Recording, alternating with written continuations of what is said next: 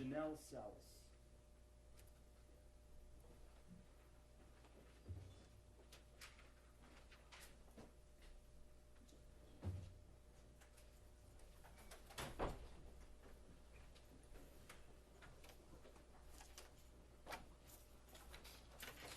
Watch your step. You're going to remain standing in case of... Please raise your right hand. Do you solemnly swear the testimony you're about to give in this hearing shall be the truth, the whole truth, and nothing but the truth, so help you God? Yes, I do. You may sit or stand, whatever you feel comfortable.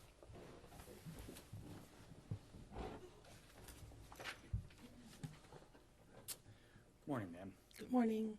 Could you please state your name for the record and spell your last name? Janelle Salas, S-A-L-E-S. Where are you from? Maryland.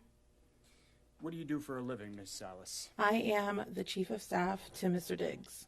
When you say Mr. Diggs, is that Stefon Diggs? Correct. How long have you been Mr. Diggs' Chief of Staff? Since July 2023. What are your responsibilities? What do you do day to day as his Chief of Staff? I manage all the moving parts. It also varies between during the season or off season. Calendar management, vendor management, and I'm pretty much the liaison between his marketing and talent agency. If I need to speak to finance, anything that comes up with his agent, anything personal, family related. Sounds like quite a bit there. Okay. You said it varies by whether it's in the off season or the season. What does that mean? So during the season, the calendar is pretty much structured for about 20 weeks, depending how long it goes, from camp all the way until the end of the season. So there's a strict schedule day to day, pretty much from 7 to 6 p.m. And then off season, it varies between training, traveling, and other business commitments. Okay. And so you've been saying season and off season. Fair to say Mr. Diggs is a professional football player? Correct. Right. And so that would be the football season? Correct. You said that in the off season, in the regular season, there is kind of schedules that you have to liaise with the team on, correct? Correct. Right. In the off season, it's more a schedule that you and Mr. Diggs can set then? Correct. When is the football season? What time of year? Preseason, I would say July. So that's when we start preparing for camp. And then it starts, the actual NFL preseason is August. And then the official NFL season begins in September. Okay. And when does it end? If you go all the way through, January and February. All right. So December is during the season. NFL season? Regular season. Regular season. Mm-hmm. Among the things I think you just mentioned that you have to kind of arrange is living arrangements, places to live. Correct. All right. And have you lived in different places? Or have Correct. you helped kind of secure Yes. housing over different places? Yes. And where's that been the last few years? When I first started with him, it was between Buffalo, Houston, Miami, and then as of the past season, Dedham, Massachusetts. All right. How did that house in Dedham, Massachusetts come to be the place where Mr. Diggs lived? I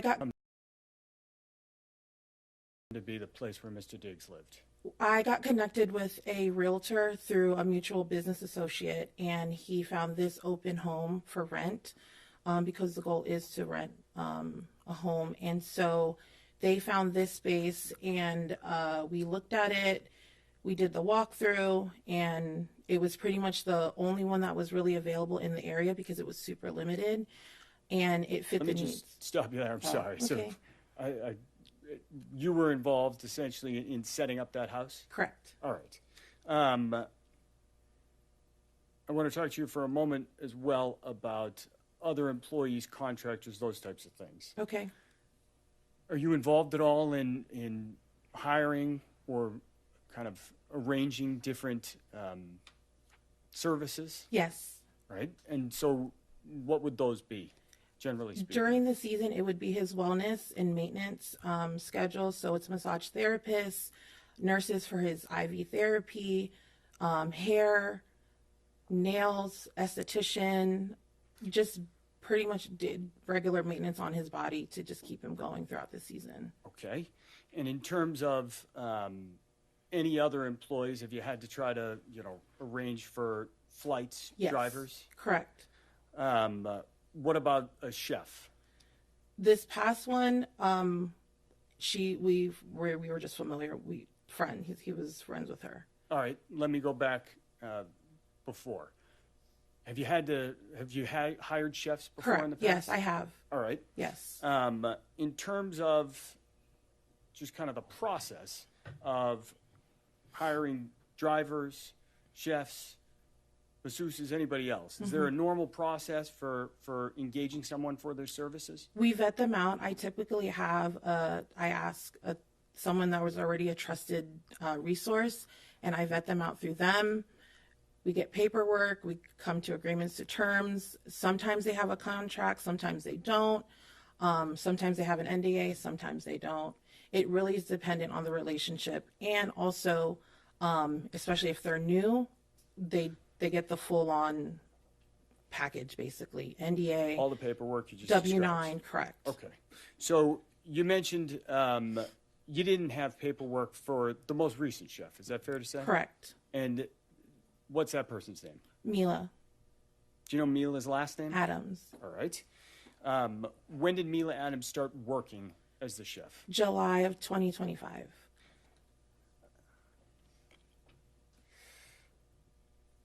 Where did she work?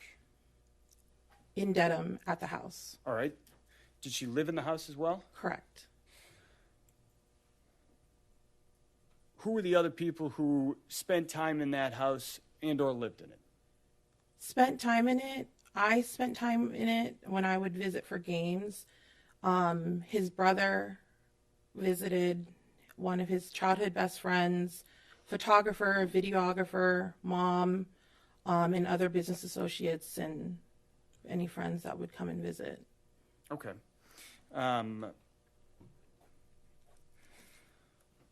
Were there kind of permanent or assigned bedrooms in that house? There was a general understanding of whose room, who stayed in which room, and pretty much if you got there, it's like first come, first serve. So there was only just 2 assigned rooms. All right. Did Mr. Diggs have an assigned room? Correct, he did. And where was that house? It was the main primary bedroom. When you walk upstairs, there's the first immediate bedroom. There's a landing and a laundry room, and it's the first immediate bedroom to your right. All right. You just walked us in the house there for a moment. Could you just describe what the layout of the downstairs looks like? So generally, there's a big grand foyer. When you walk into the house from the front door, there's a formal living room. To the right, there is a office to the left. When you walk up, it's about 2 steps, and you go up, there's a formal dining room on the right. And then you walk up, it's an open concept, so it's an open living room and an open kitchen to the front of you. To the left of that is the stairs going upstairs to the 4 bedrooms. And then there's a stairs that go downstairs, right underneath the stairs that go up to 2 bedrooms in the basement. Okay. Did Miss Adams have a room in that house? She did. Where was that? So when you walk upstairs to the landing part to the to the 3rd floor, you walk up the 2nd flight of stairs, which is about 4 or 5 steps. There's a bedroom to the right.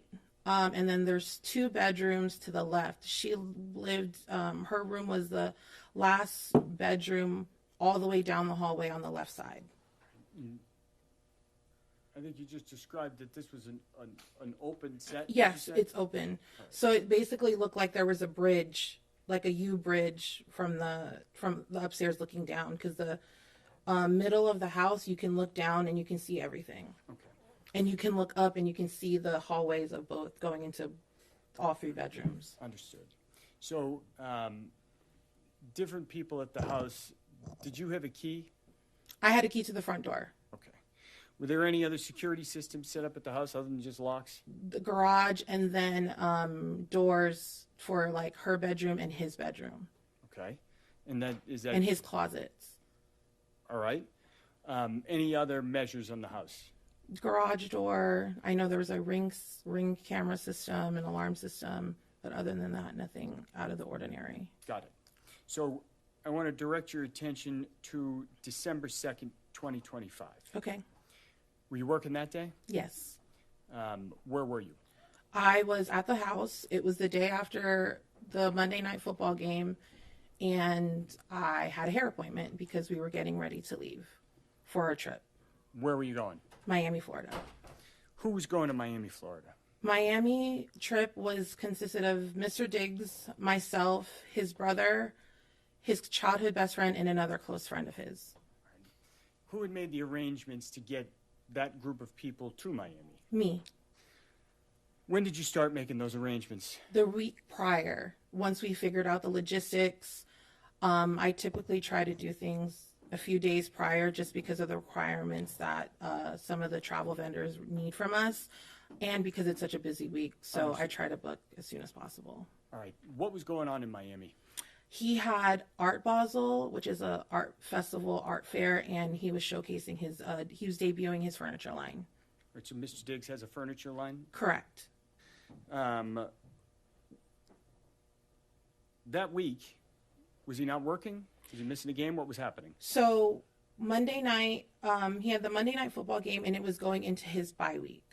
What's a bye week? Bye week is pretty much the 1 week that the NFL gives to players where they're pretty much off. They just have to report back on the scheduled day that it's typically like 4 or 5 days off, no meetings. They can go on vacation.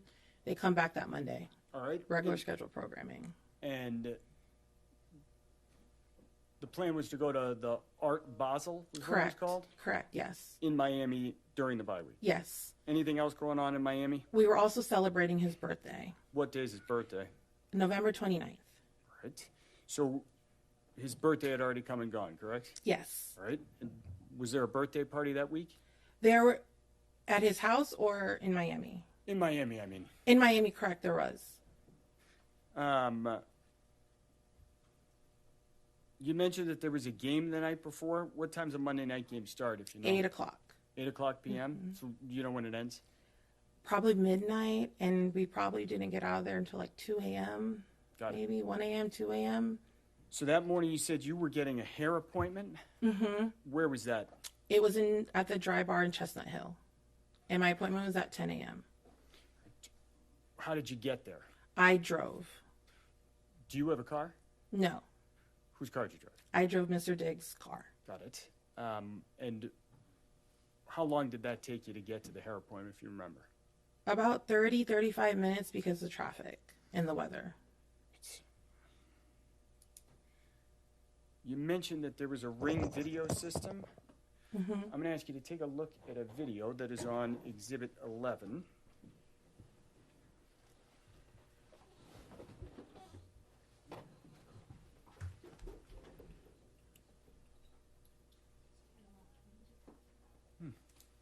One moment. That's fine.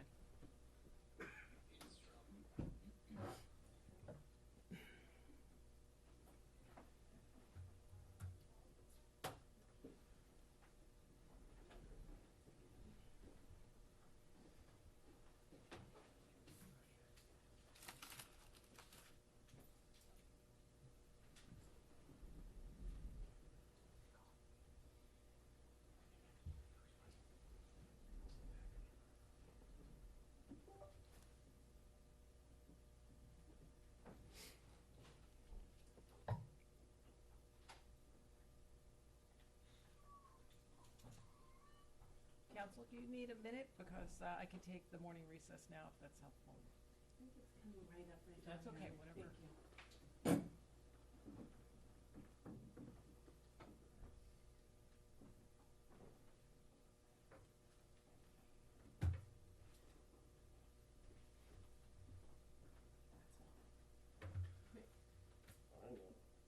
All right, let's do this. Let's give you a second and everyone, oh, wait, here we go. Here we go.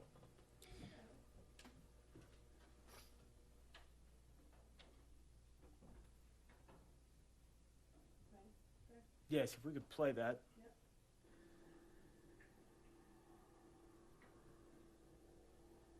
for the record, that's a video ending in the number 602. Do you recognize what we just saw there? Yes, that's Mr. Diggs' Maybach. Okay. And what's happening that He in left that for video? work. Where were you? I was in the car, probably waiting to leave and just warming up the car to go. Okay. And you weren't in that car that we just saw No, drive out, I was in correct? his Porsche. I'm happy to continue, Judge, but we have a while further, so it might make No, sense. that's fine. Why don't we take, jurors, why don't we take the morning recess? I think there should even be some coffee back there for you for a moment, all right? All right. All rise, jurors can step down this way, please.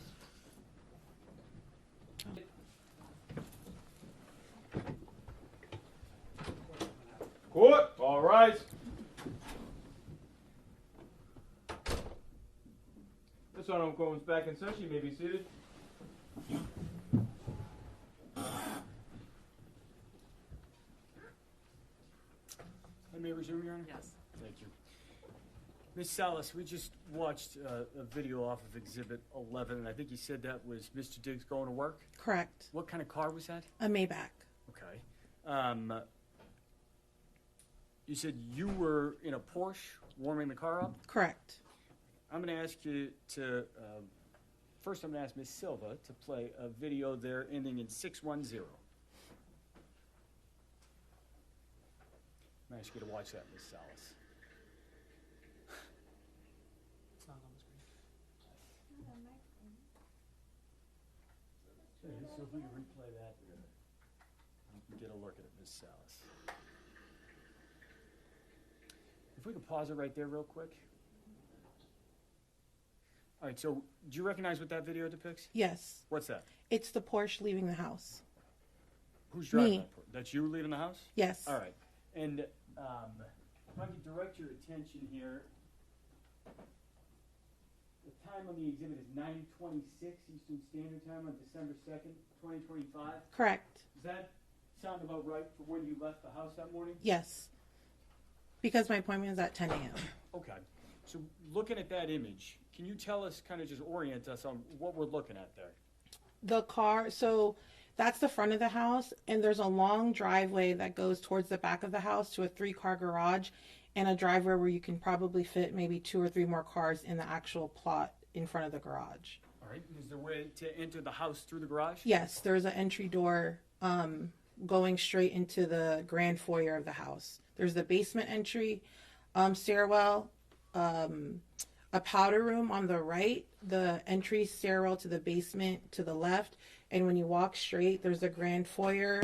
In front of you is the dining room, and then the formal living room, and then to the left is the living room and the kitchen, Okay. and the stairwell going up to the 3rd floor. Going upstairs. Yes. All right. And so did you go through the garage to drive that Porsche out that morning? Yes. Do you remember getting back to the house? Yes. Do you remember what time that was? It was in the afternoon after I had ran my errands from my hair appointment. Okay. What I would ask is if Miss Silva could play a video with the last 3 numbers, 637, off of that same exhibit, Exhibit 11.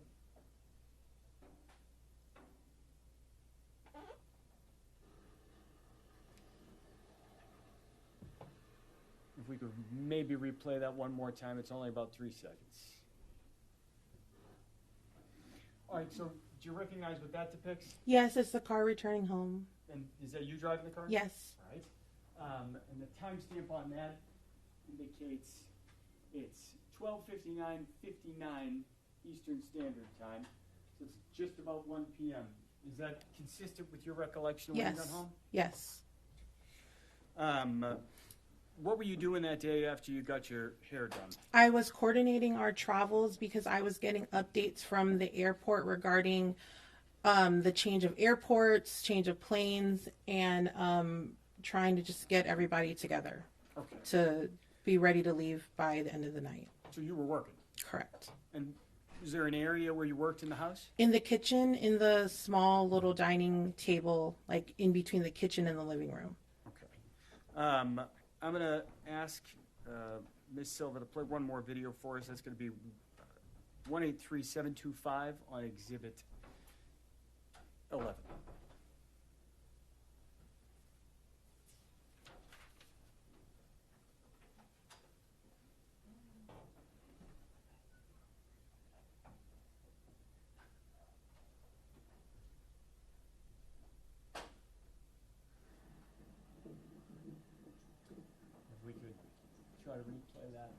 time as well.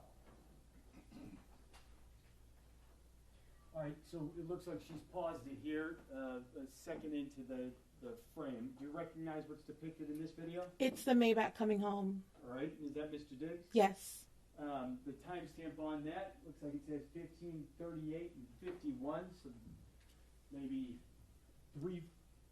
3:39, 3:40 p.m. Yes. Is that consistent with your recollection of when you got Yes. home? Yes.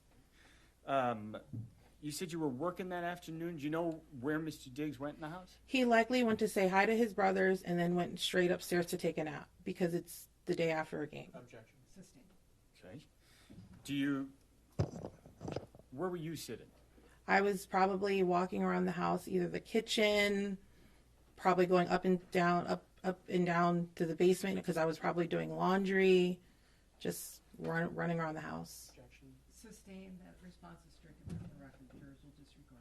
So let me ask you, you mentioned that you remembered doing something with flights and getting to the airport. Correct. What is that? What do you mean? So, because one of the airports that we usually travel frequently at, the Norwood Airport, there's limitations on the planes, and especially if the weather is bad, they typically recommend that we fly into another airport, which was Bedford. Bedford, Massachusetts? Correct. So is that to say the weather was not great? Correct. December 2nd? Correct. That day, Mm-hmm. when you're making these phone calls, sending emails, doing whatever work you're doing to coordinate, you said you were downstairs. Mm-hmm. Did you see anybody else walking around downstairs during that afternoon? Mila was there, his brother was there, and his childhood best friend, and another friend was also arriving in, who had flown in to go to Miami with us. Okay. You said Mila was there. Did you see her that afternoon? Yes. What did she look like? She looked like she was going to work out. She had workout clothes on. She complimented on my hair. Just regular, just walking around the kitchen, probably around the house. Nothing out of the usual. Okay. That afternoon, did you, is that the only time you saw Miss Adams? You see her again as the Towards day went on? in the evening. Closer to the evening. So after dark? Yes, it was because it was getting dark at like 3 o'clock at that time. So by like 3:30, 4 o'clock, maybe closer to 4:30, it was like dark. Okay. And so sometime after that, you think you saw Miss Adams again? Yes, because I was sitting in the kitchen and she had asked me if I purchased her flight. The flight, was that a flight to Atlanta? Correct. And when you spoke to her that afternoon in the kitchen, did you observe anything on her face? No, Anything on her neck? no, Did you see any redness or swelling? no, Was she crying at all? no. What was she doing? She was walking around looking for a piece of a paper and a pen to write a card, I guess write a note to him for his birthday gift. When you say to him, is that to Mr. Diggs? Correct. That's that November 29th birthday you just referenced? Yes. That afternoon, was there anything on Mr. Diggs' schedule? He had ozone therapy and massage. So is that a nurse who comes and does fluids? Yes. And a massage, you said? He has a massage therapist. What time were those appointments? I believe I told them both to come at 5. Do you remember if those individuals actually appeared at the house? Yes. Did they? I believe so.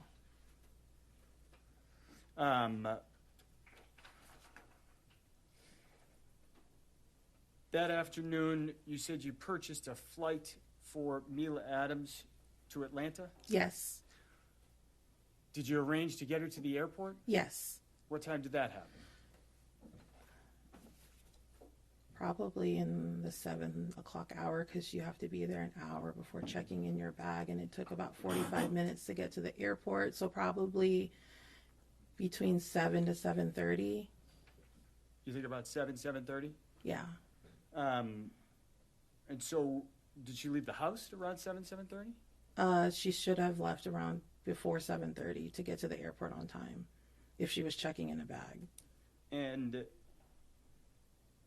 you saw her prior to that, Yes. correct? Yes. So is it the encounter you had in the kitchen Yes. with the pen and the card, I think you mentioned? Yeah, she was running to go to his room to put it on, I guess, his gifts that she was giving him.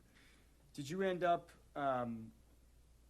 speaking to Mr. Diggs later that evening? Yes.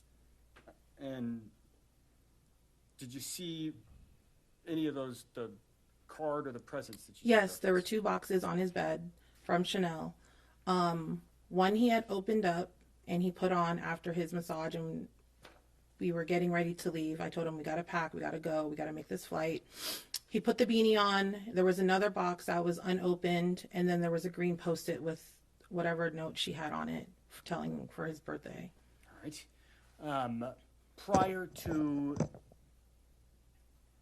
speaking of Mr. Diggs, prior to arranging for Yes. Miss Adams' Uber, did you hear anything that afternoon? No, Any screams? no, Slam doors? no, Anything out of the ordinary? no. Do you know if Miss Adams cooked dinner that night? It was like a hot dog. It was like and there was like mustard on it, but it was like left on the counter and it was like dried up. And then in the room, it was like dried up. So there was like 2 that were made. Let me back you up on that. Do you know if she did cook dinner that night? She did, Where did she do that? in the kitchen. And what time did you see that? I just remember the food being like prepared Okay. already. And you mentioned it was a hot dog or something like Yeah, that? it was like a hot dog, or like, you know, like Auntie Anne's when they have like the pretzel dogs. It kind of looked like that, but it just looked dried up. Okay.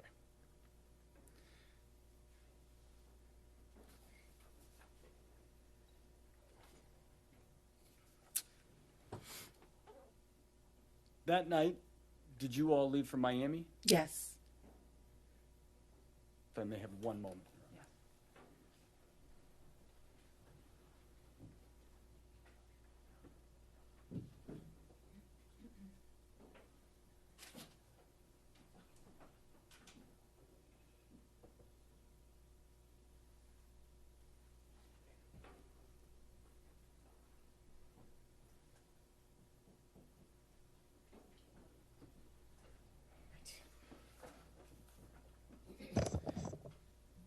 I just want to recap on one issue. Okay. I think you said Miss Adams complimented your hair. Did she tell you anything else? No. She was like, "Oh, your hair's getting long and it looks good." I was like, "Thank you." Okay. Did she tell you she was assaulted, No. strangled? No. You're the chief of staff? Correct.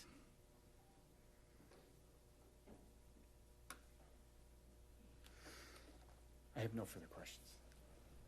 Come over here to a part. Thank you. Good morning. And is it Sunny? Yes, that's my nickname. And it's is that SUNNYNIE? Is it? SUNNY and then SUNNI. Okay, so both ways. Right? Yes. Okay. So, right now you are the chief of staff. Is that right? Correct.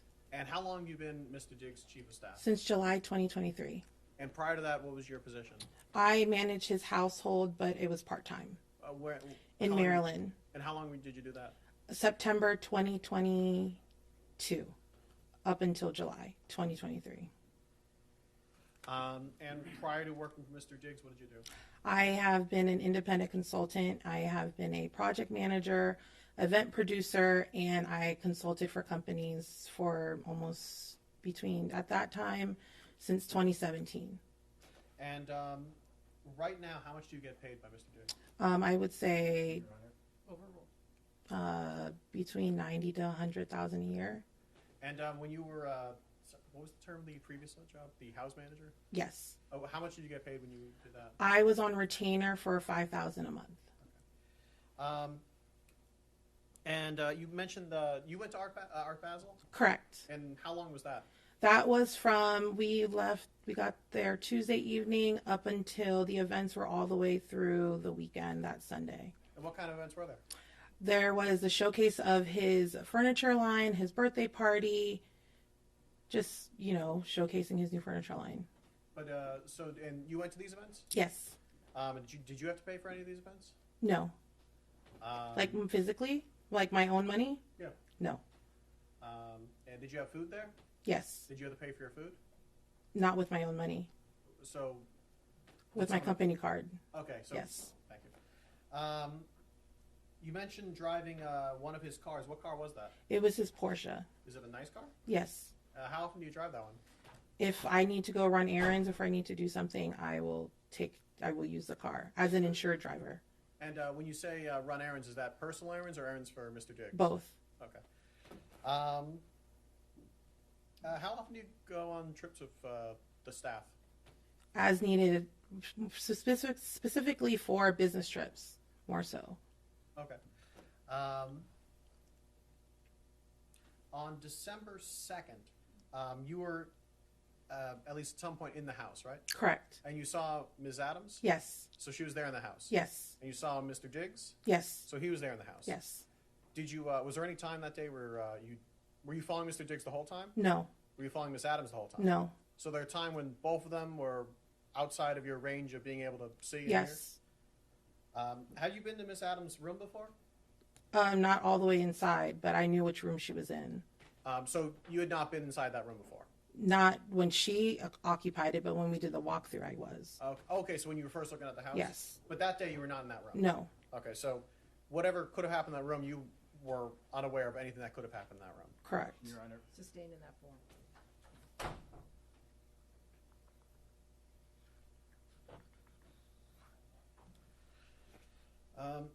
Is it fair to say that you have a financial interest in Mr. Diggs doing well? Objection, Your Honor. Overruled. What does that mean? If he does well, do you do well? I think we collectively do well. Do you? Yeah, even outside of financially. Is he a good boss? Yes, he's great. Do you want to continue working for him? Yes. Nothing further. Anything else for your witness?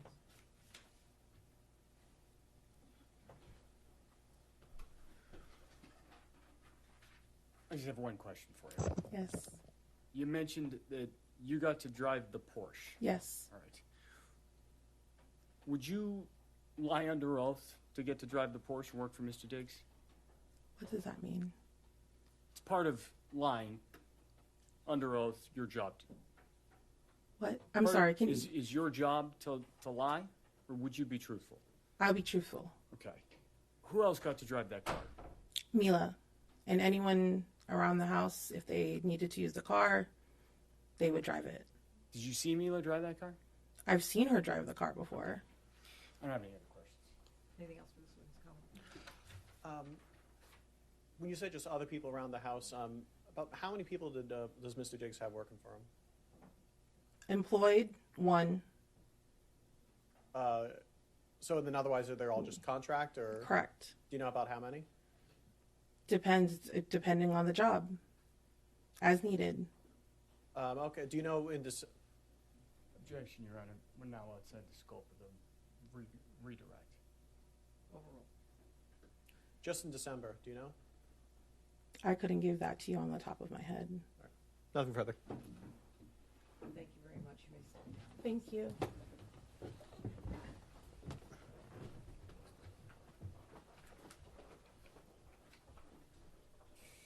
Defense calls Juliana Stratati.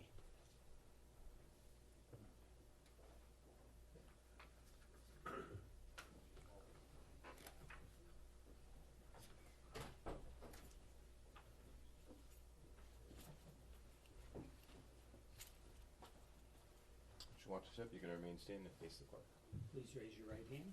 You solemnly swear the testimony you're about to give in this hearing shall be the truth, the whole truth, and nothing but the truth, so help you God. Yes. You may sit or stand. Good morning, ma'am. Could you please state your name for the record and spell your last name for the jury? My name is Juliana Stratoti, Stratoti. Are you from Massachusetts? Yes. What do you do for work? I'm a registered nurse. Right. Where do you work? Full time, I work at Mass General Hospital, and then I have a per diem job at the Drip Bar. What is the Drip Bar? Drip Bar is a wellness and hydration service. It's a franchise, but we have a location in Foxborough. Okay. And so what do you do as a nurse for the Drip Bar? Provide like wellness services, hydration, like extra therapy for people that you don't get prescribed, like at a hospital or through your primary care physician. Does some of that involve making house calls? Yes. On December 2nd, 2025, did you do some kind of treatment, a house call that afternoon? I did. And where was that? At Mr. Diggs' house. All right. And had you been to that house previously? I had. And that was at 7th Schoolmaster Street in Dedham, fair Yes. to say? Do you remember what time you got there? Most of my appointments were 4, 5, or 6 o'clock. I think that day I got there at about 5 o'clock.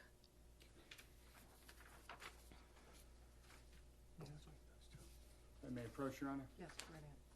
I'm going to put the image in front of you. I'm going to ask you to take a look at that and tell me if you recognize what that is. That's me ringing at the front door on the Ring camera. All right. And is that a fair and accurate depiction of you arriving at the house on December 2nd, 2025? Yes. I would move to admit as Exhibit 12. No objection, Your Honor. Thank you, be so marked. And I'm going to show you another photograph and ask you to take a look at that. That's me leaving the house on the Ring camera footage. All right. Is that a fair and accurate depiction of you walking out of that house in the afternoon of December 2nd, 2025? Yes. I would move to admit as Exhibit 13. No objection, Your Honor. Thank you, be so marked. 13.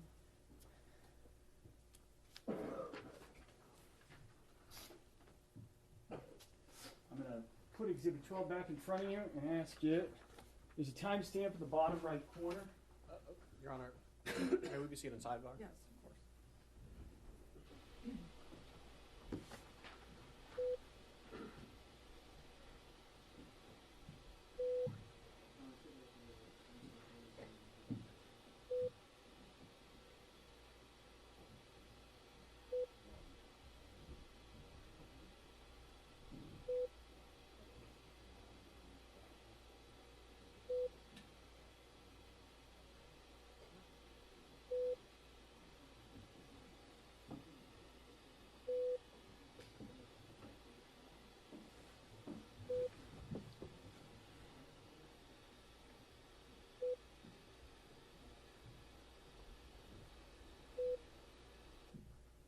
Commonwealth's objection is sustained. A moment ago, I think you described when your appointments routinely were. Do you recall what time you got to the house in Dedham that afternoon on December 2nd? That day I got there at 4:50 Okay. PM? p.m. And do you remember when you left the house? According to the Ring camera footage, it was. Let me ask you this. Do you remember when you left the house? I don't remember exactly the time, but all of my appointments were roughly 45 minutes to an hour long. All right. And so on December 2nd, 2025, do you think, how long do you think you were in the house? Probably about an hour. In the house, when you were doing the treatment, where did it actually occur physically inside the house? In the living room. So then fair to say you were in that house that afternoon for about an hour, maybe a little less? Yes. Okay. Anything out of the ordinary that day? Not that I recall. Hear anything unusual? No. Did you see anything unusual? No. I have no further questions. May I? Yes. Good morning still. Had you gone to Mr. Diggs' house prior to this date? I had And how many times have you done this before? a handful of times. I think before that was 2 or 3. Okay. After that was a couple. And without you saying the actual names of any of your clients, what kind of clientele do you have with this job? It depends on what services they're looking for. So kind of all across the board.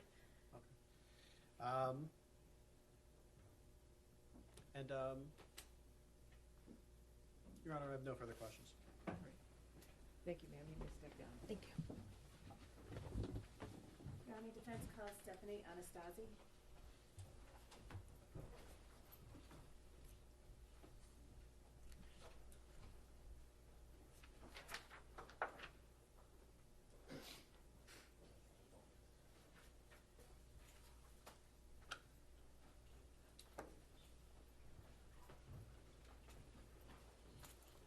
Just watch your step, and if you could just remain standing and face the court. Please raise your right hand. Do you solemnly swear the testimony you're about to give in this hearing shall be the truth, the whole truth, and nothing but the truth, so help you God? Yes. You may sit or stand, whichever you prefer.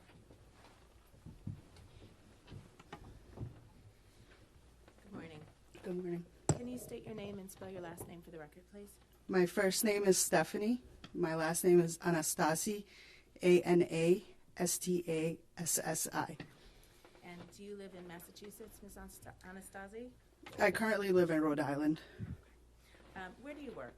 I work in Massachusetts. And what do you do for a living? I'm a massage therapist. Are you employed in that work? Yes. Who do you work for? The Right Touch Day Spa in Attleboro, Mass. All right. And you provide massage therapy treatment to clients? Is that Yes. right? And as part of your work, do you need to visit clients in their home?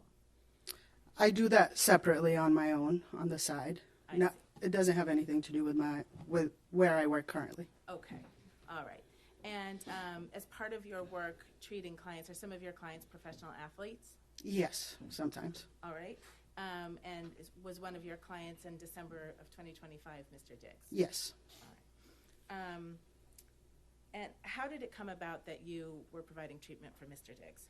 I used to work for the Celtics back in 2019, and whoever I used to work for, he's a physical therapist. He connected me with Mr. Diggs. Okay, thank you. And you would provide massage therapy for Mr. Diggs at his home? Correct. About how often per week would you do that? Twice a week. All right. And where in the home would you provide that treatment? Sometimes it was in the living room area, and sometimes it was in his bedroom. Did you need any special equipment to provide your treatment? He provided that. I do need some special equipment, yes. I see. So there was the equipment in the house? Yes. I take it you used a table? Yes. Any other equipment? No, just a massage table, and I would use my cups, which is for cupping. I see. Okay. Thank you. How long did a typical treatment take? Between a 90-minute to 2 hours. Okay. And did you give Mr. Diggs a treatment on December 2nd, 2025? Yes, I did. Do you remember approximately when you arrived at his home for that treatment? It was between 5:45 and 6 o'clock in the evening. Okay. And how did you get into the house? I rang the doorbell, and Sonny opened the door for me. Okay, thank you.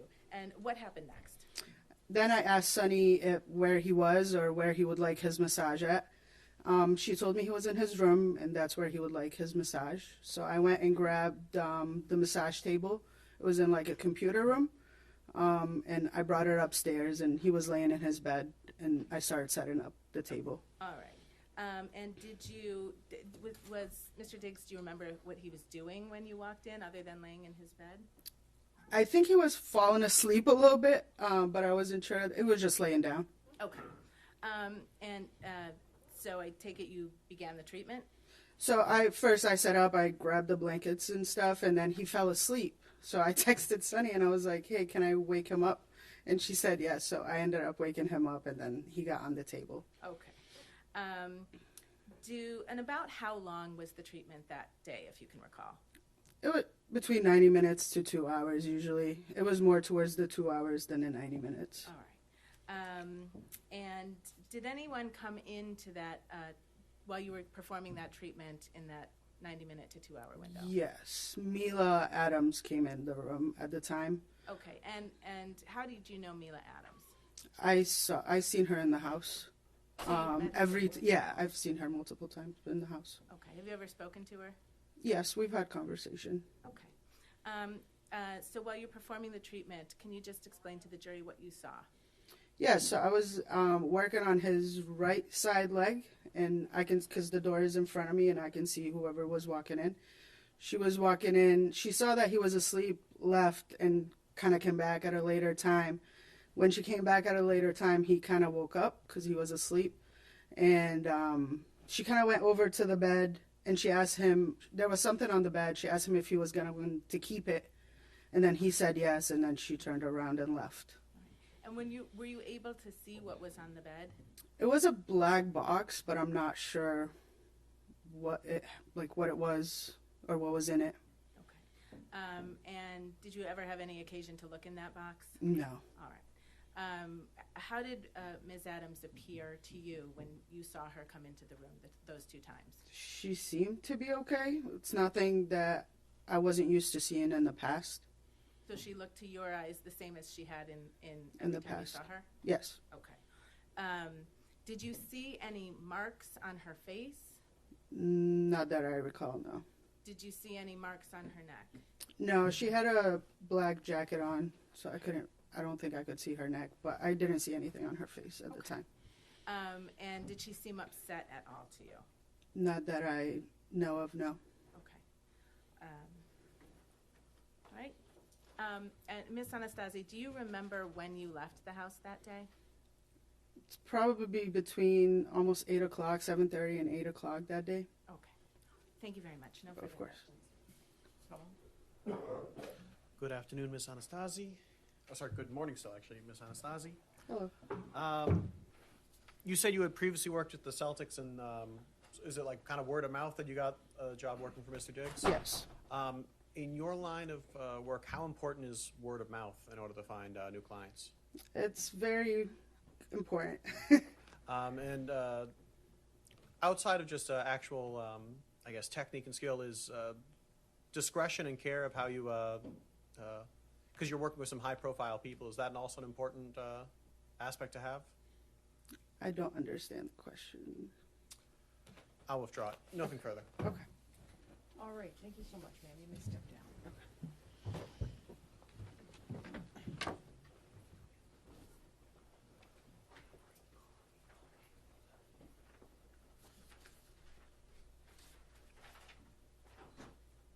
And Your Honor, the defense calls Melissa Goddard.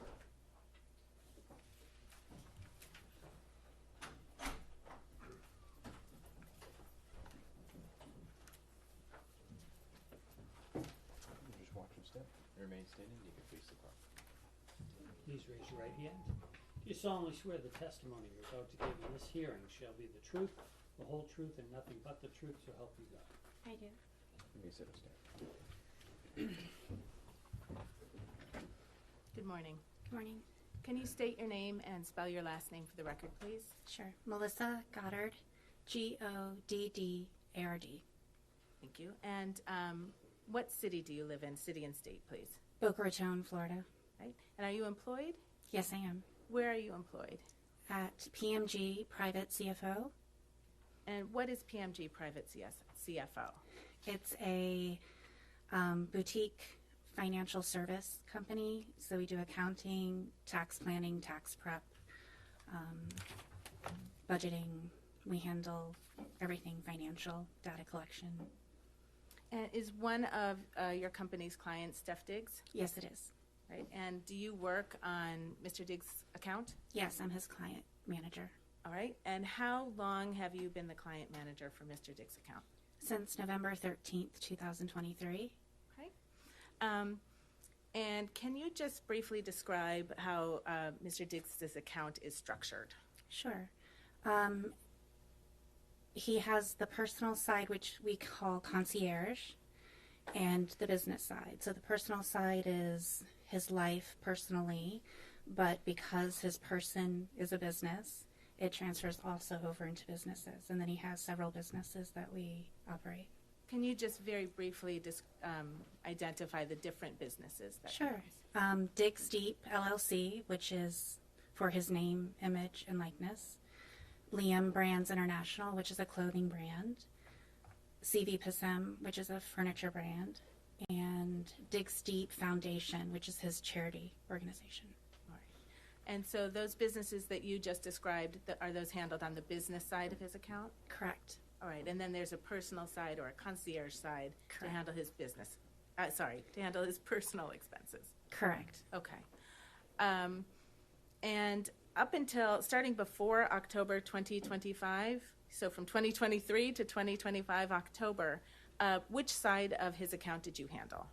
I handled daily business transactions for the most part. Okay.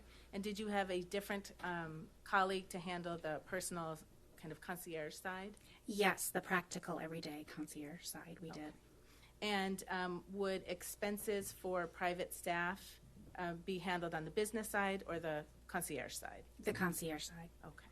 And did something happen in the fall of 2025 that caused you to take over responsibility for the concierge side? Yes, we had an associate leave. Okay. So the associate left, and then were you responsible in the fall of 2025 for both the business and the concierge side? Yes. Okay. And did you have responsibility at that time for payments to Mr. Diggs's private chef? Beginning of November, yes. Okay. Beginning of November 2025? Correct. And do you recall, well, what did you do when you took over responsibility for those payments? I was notified at the beginning of November that the data collection program that we used was updated so that personal payments needed to be made. And one of them was for the chef, and I asked, catch me up. Does she have a contract? How do we pay her? Does she have a W-9? Does she have an NDA?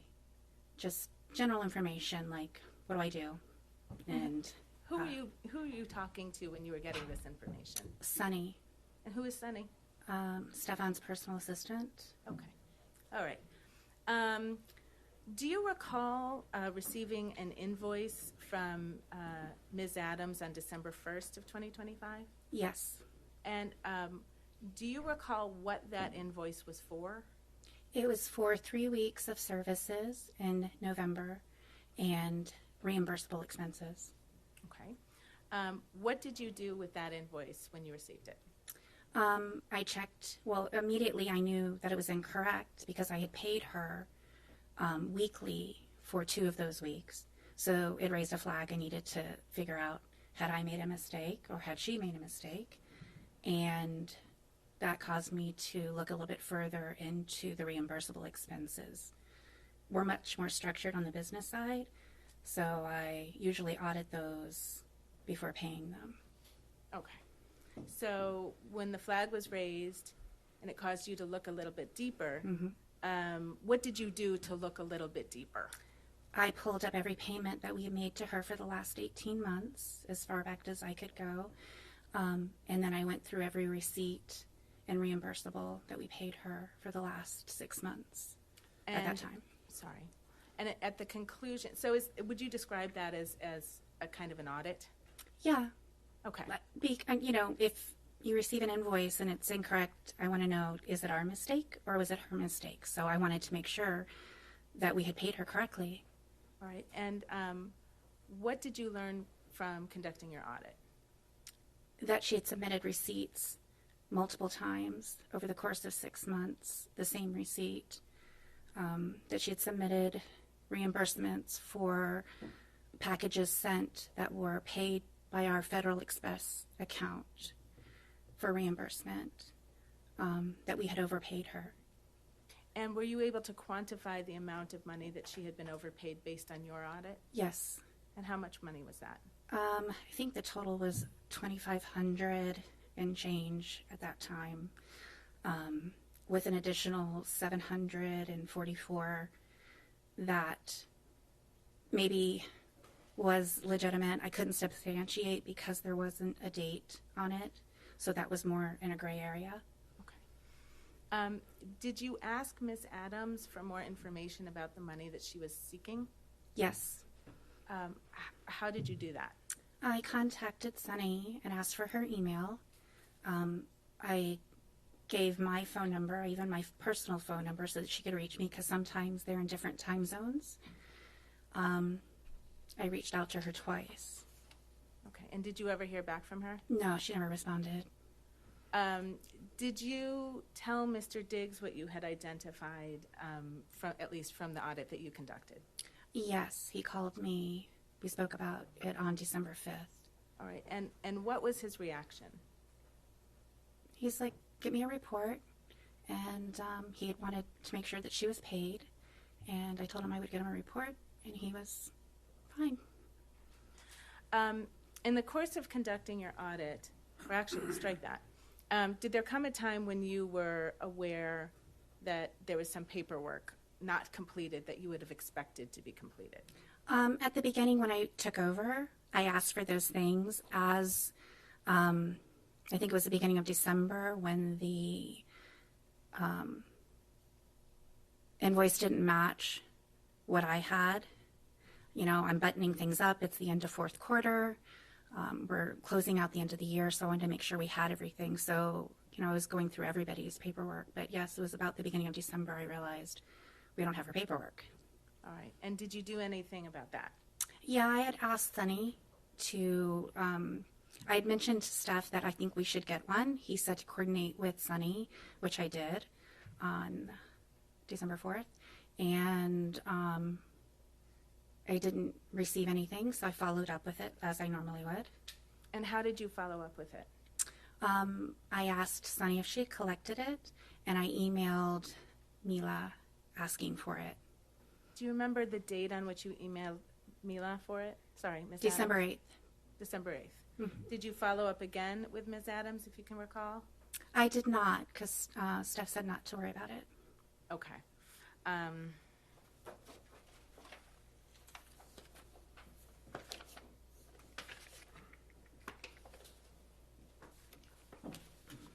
Just one moment, I'm sorry, Heather.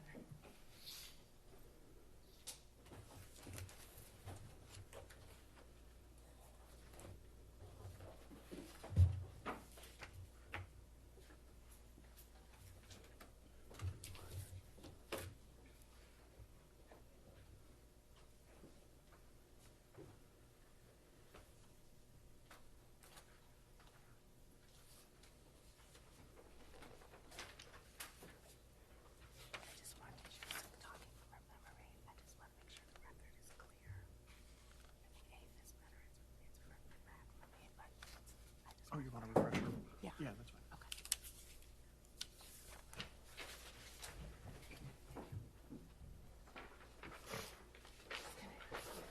Just to look at it.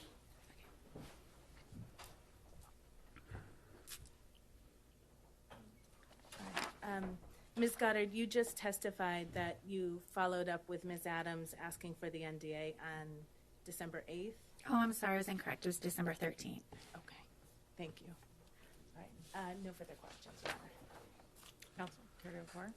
Just briefly, good afternoon now. Miss Goddard, have you ever been to Mr. Diggs' house in Dedham? No. No further questions. Thank you, ma'am. You may step down. Thank you.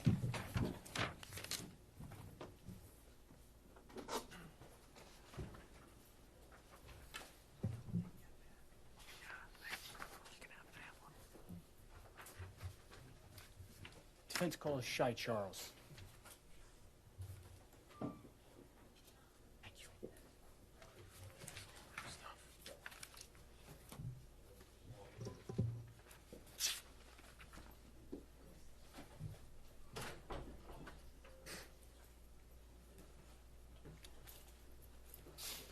Just watch your step and remain standing and face the clock. Okay, thank you. Please raise your right hand. Do you solemnly swear the testimony you're about to give in this hearing shall be the truth, the whole truth, and nothing but the truth, so help you God? I do. You may sit or stand.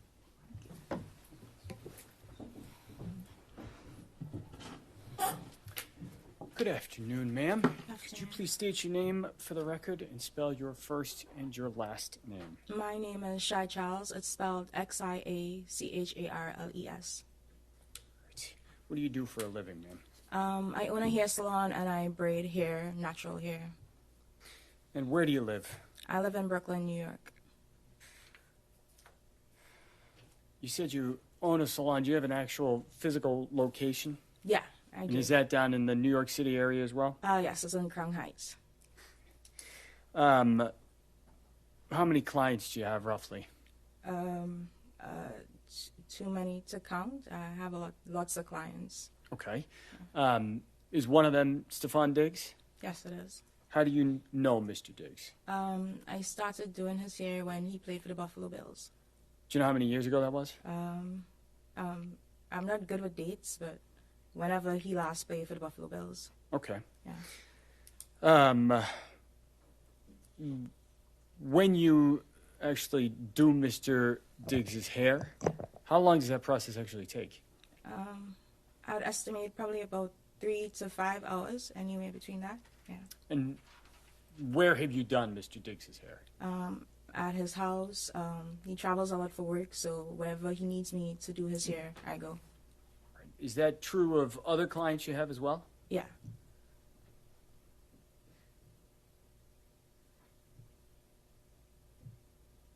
Have you been inside Mr. Diggs's house in Dedham? Yes, I have. All right. Do you know when he lived there? I don't know when he occupied the space, but I can tell you the first time I went there to do his hair. When was that? It was when the season started with the Patriots, probably about July, September, around that time last year. So that'd be 2025? Yeah. Okay. And had you been in Mr. Diggs's and other clients' house to do their hair previously? Yeah, I have lots of celebrity clients, and obviously they wouldn't want to come to the salon, so I go to them. So wherever they're at, I go meet them there, whether it's a hotel, their house, wherever. All right, so it sounds like September or July, fall of last year was the first time you were in Mr. Diggs's home in Dedham, but not the first time previously. Yeah, first time in Dedham, but not like elsewhere at his house. Wherever he lived before that, I would go. Got it. And having done that, did you meet some of the people who were normally around? Yes. Do you know a person named Sonny? Yes. Who's that? His assistant. Right. Did you meet any other family members of Mr. Diggs? Yeah. Everybody that's in the house, his brothers, his mom, everybody. Okay. Yeah. Did you ever meet a person named Mila Adams? Yes, I have. Who's that? It was his chef at the time when I met her. And so when did you meet Mila Adams? At the same time, I went to the house for the first time, so like around July, September, whenever the season started with the Patriots. Of last year? Yeah. Did you meet at the house? Yeah. And how much time were you at the house kind of the first time you met Miss Adams? Probably like less than 24 hours or around that time, because I know I had a client the following day, so I just had to come do his hair. But that was late in the evening, and so I had to leave the following day. Yeah. Okay. And so you met Miss Adams at that point, but did you speak to her? I did, because I had to go to Walgreens to get some products, and so I asked anybody in the house if they needed anything, and Mila said she needed a sponge, a makeup sponge, and so I got her the sponge. When I came back to the house, she asked me how much money it was, and I told her it was okay, and that's the first interaction we had. Okay. Yeah. Did you have any other further interaction with Miss Adams after that kind of initial 24-hour stay?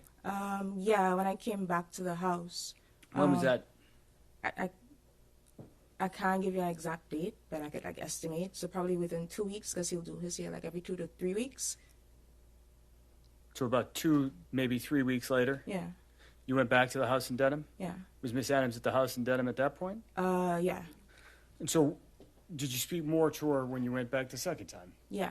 So can we go back? Because even after, because I don't know. No, I'm sorry. Just Okay. I apologize, Yeah. Miss Charles. But Yeah. did you speak to Miss Adams again that second time you Yeah, went back I to did. the house? We spoke more. Yeah.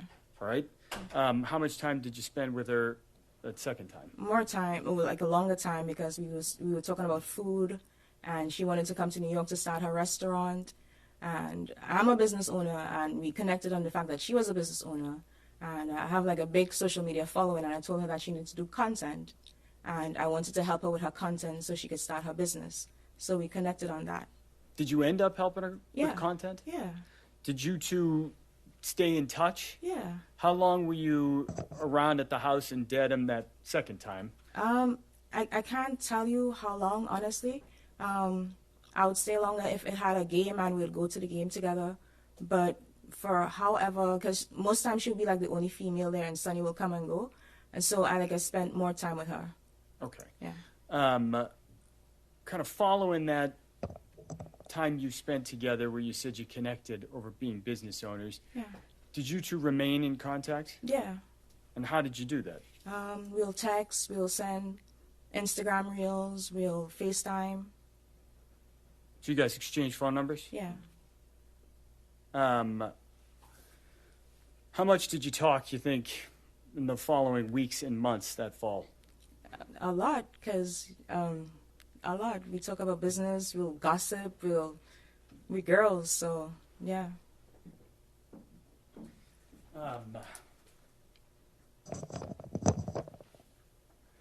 Did you ever spend more time together in person with Miss Adams? Yeah, I took her back to my country. I'm from Trinidad and Tobago, so I took her to Tobago. She spent time with my family, with my grandmother. Yeah, I actually bought her ticket to go to Tobago, so yeah. When was that? This was probably around Thanksgiving time. End of November then? Yeah, whenever Thanksgiving was. Okay. Yeah. Following that trip, do you remember where you went after that? I came back to New York. We came back on the same flight. I came back to New York, and she went to Boston. Okay. Do you remember where you were on December 2nd? Yeah, actually, I was in Target, like late evening. What were you doing in Target? I was shopping for ingredients because I was spending too much money on Ubers, so I was buying ingredients to cook, like groceries. You're buying groceries at Target? Yeah. What were you cooking? So I wanted to make this like Cajun pasta with shrimp and like sausage. Mila had made it at the house, and it was healthy. And so I wanted to cook that because I didn't want to buy Uber Eats. I didn't want to spend money on Uber Eats, and I just wanted to be healthier and cook. And so I wanted to make it like her. So I was going through the aisles and like picking up stuff and calling Mila or message. Like I texted her a picture and asked her if it was this one, but she wasn't responding quick enough, so I FaceTime her. All right, so let me break that down there for a minute. You're in Target. You're trying to purchase ingredients for a dinner that you had seen Mila cook? Yeah. You said at the house. Is that at the Dedham house? Yeah. All right. Did you say you were looking for, what was the ingredient you were looking for? Like shrimp, but so she makes matcha as well. So I was trying to find out like what matcha to get, that specific one from tea dealers, shrimp, pasta, sausage, everything like that. So you just said a moment ago that as you were trying to find ingredients, you started by taking a picture and sending it to Mila? Yeah. Do you remember what time that was at? It was before 6 p.m. for sure, because I remember leaving my cart in Target to go pick up some dry cleaning for my boyfriend because I had to get it before it closed. So I actually left Target and came back to Target. So it was before 6 p.m. Okay. Yeah. What about a specific time? Do you remember exact times? So the dry cleaners was in Bronxville, Target was at Gateway. So I got there probably minutes to 6. So probably like the end, like ending at 4 or 5 p.m. somewhere there. Okay. Yeah. You mentioned a text message or a photograph of an ingredient you sent. Yeah. Was there any record of that? Yeah, I took a picture and sent it to her. All right. Would that have had the actual time? Yeah, and the on location. The message? Yeah. Do you think taking a look at a record might refresh your recollection of what time Yeah. you sent that photograph? Did you say yes? Yes. If I may approach her? Yes. What I'm going to ask you to do, Ms. Charles, Yeah. just take a look at that photograph. Okay? And I want you to look at that. Yeah. And after you've reviewed it, take a look up at me. Yeah. Having looked at that, does that refresh your recollection on what time Yeah. you actually began communicating with Miss Adams when you were in the Target? Yes. And what time was that? It says 4:38 on the picture. Okay. Is Yeah. that consistent with your recollection of when you reached out to Miss Adams? Yeah. Now, you said you started by texting and then you FaceTimed with Miss Adams? Yeah. What's FaceTime? A video call app on every iPhone. Had you FaceTime with Miss Adams previously? Yeah. And so describe how that looks. What's happening at that point when you're FaceTiming? So I FaceTime her. I told her what I was doing. We spoke about the pasta, and all the ingredients I needed to get. And she was like, "Girl, I'm not going to Miami." And she said she's gonna go home to Atlanta for a couple of days. Then she's gonna come to New York. Well, she's gonna go home to Atlanta, but she's gonna stop off in New York for a couple of days. All right, let me actually stop you there. I apologize, Ms. Charles. It was not a specific question. So you said you're in Target while this conversation is happening? Yeah. Okay. Could you see where Miss Adams was? Yeah. Where was she? She was in the kitchen. Kitchen of what? Of the Denham house. And how do you know that? Because I've been there before, so I know the layout of the house. And the faucet was running, and I could see the island in the background. Okay. You just said she mentioned Miami. Did you notice anything about her face, her physical appearance when you had this FaceTime call? No. I'm sorry? No. Did you see any redness, swelling? No. Was she flush? No. Was she teary-eyed? No. Were there any bruises on her? No. You started to talk a little bit about places she said she was going. Yeah. Did you end up actually seeing Miss Adams that day? Yeah. Cause Following that conversation? Yeah. All right. She said Where was that? In New York, because she said she was stopping off in New York for a couple of days. I asked her where she was going to stay. She said at a hotel. I'm like, girl, we friends. You don't have to stay at a hotel. You can stay at my place. All right. Did you actually see her that night? Did she stay at your place? Yeah. So where'd you first see her? At the airport. What airport? LaGuardia. And what were you doing out there? I went to pick her up. What time did you pick her up from LaGuardia Airport? She told me she was landing at 11, so I got there like minutes to 11. I had to wait because I think her flight was delayed. Yeah, her flight was delayed. So I waited there for like 45 minutes. And so, did you end up seeing Miss Adams? Did she actually get in your car? Yeah. You picked her up from LaGuardia Airport? When she got in your car, did you notice anything out of the ordinary? Mm-mm. Did you notice anything about her appearance? No. Was there any bruising on her at that point? No. What were you doing once you picked Miss Adams up? We went to go pick up my friend Tally in Queens, and we were just chilling in the car. We were just like singing and just talking.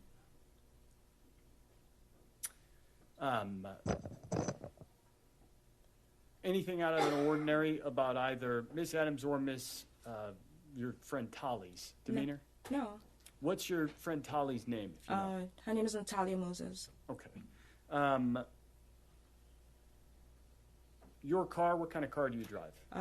Mercedes-Benz GLE 63S. Is there any kind of aftermarket systems that's equipped with? It parks for itself. Let me ask you this. Does your car have video? Yeah, well, I install dash cam in my car. All right, you put the dash cam in. That didn't come with the car itself? No.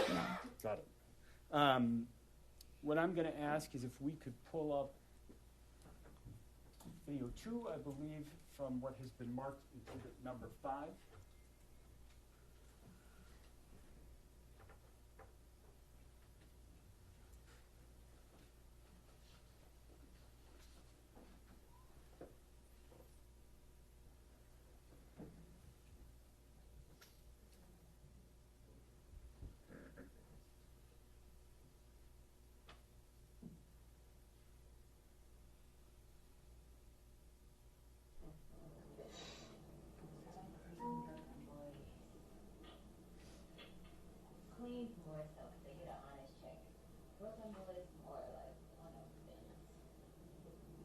Pause it right there.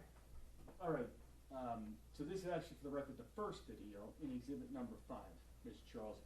looking at this, we've played 14 seconds. Do you recognize what we're looking at? Yes. What is that? That's Mila in my car. Dashcam video. All right, and that video, does that fairly and accurately represent kind of the drive you guys had? Yeah.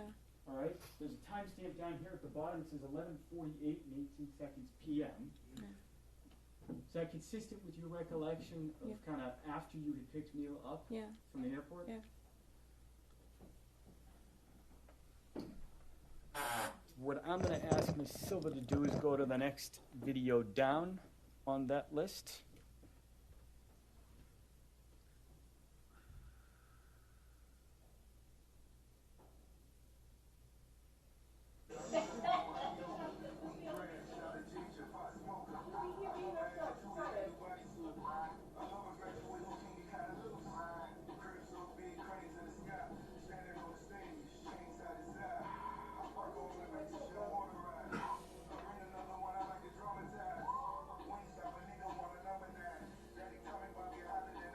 Ask Ms. Silva to pause it real quick by hitting the space bar.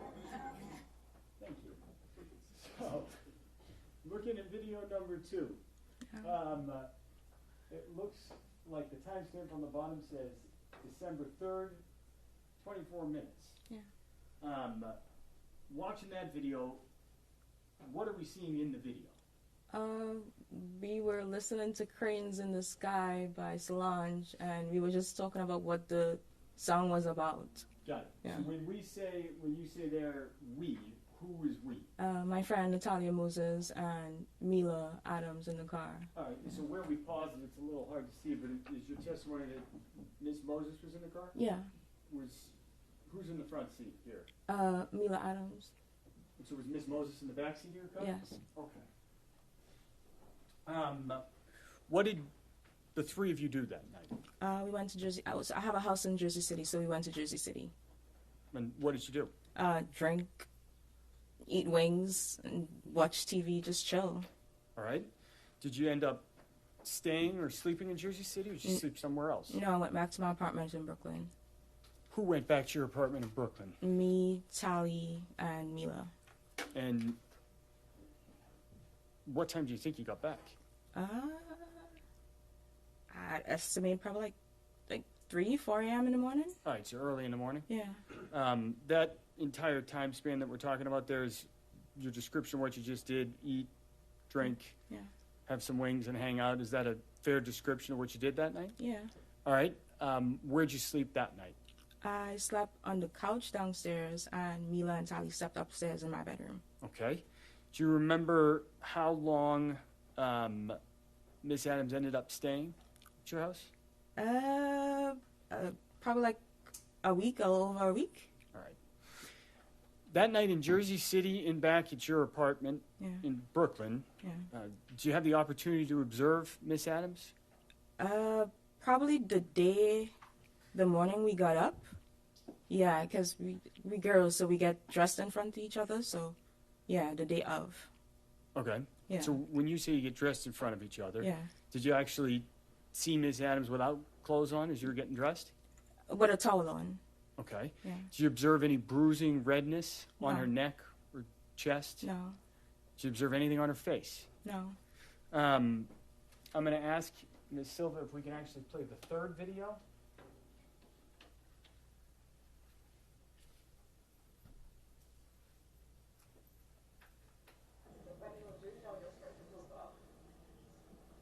And so I'm going to pause it right there and just ask you, so this image,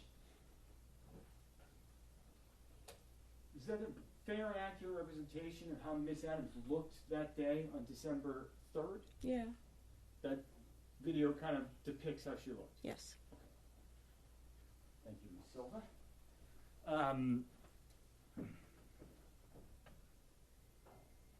Anytime the day of December 3rd, did you notice bruising developing, redness, any kind of physical marks on Miss Adams? No. On December 4th, 5th, 6th, did you notice any of that? No. Did Miss Adams ever tell you that she had been assaulted or strangled? No. Did she ever mention any kind of an attack? No.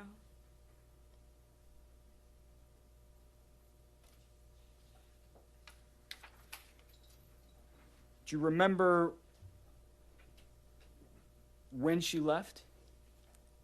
I can't give you the exact date, but probably like somewhere between the 9th, 10th, or 11th. Either one of those dates. Okay.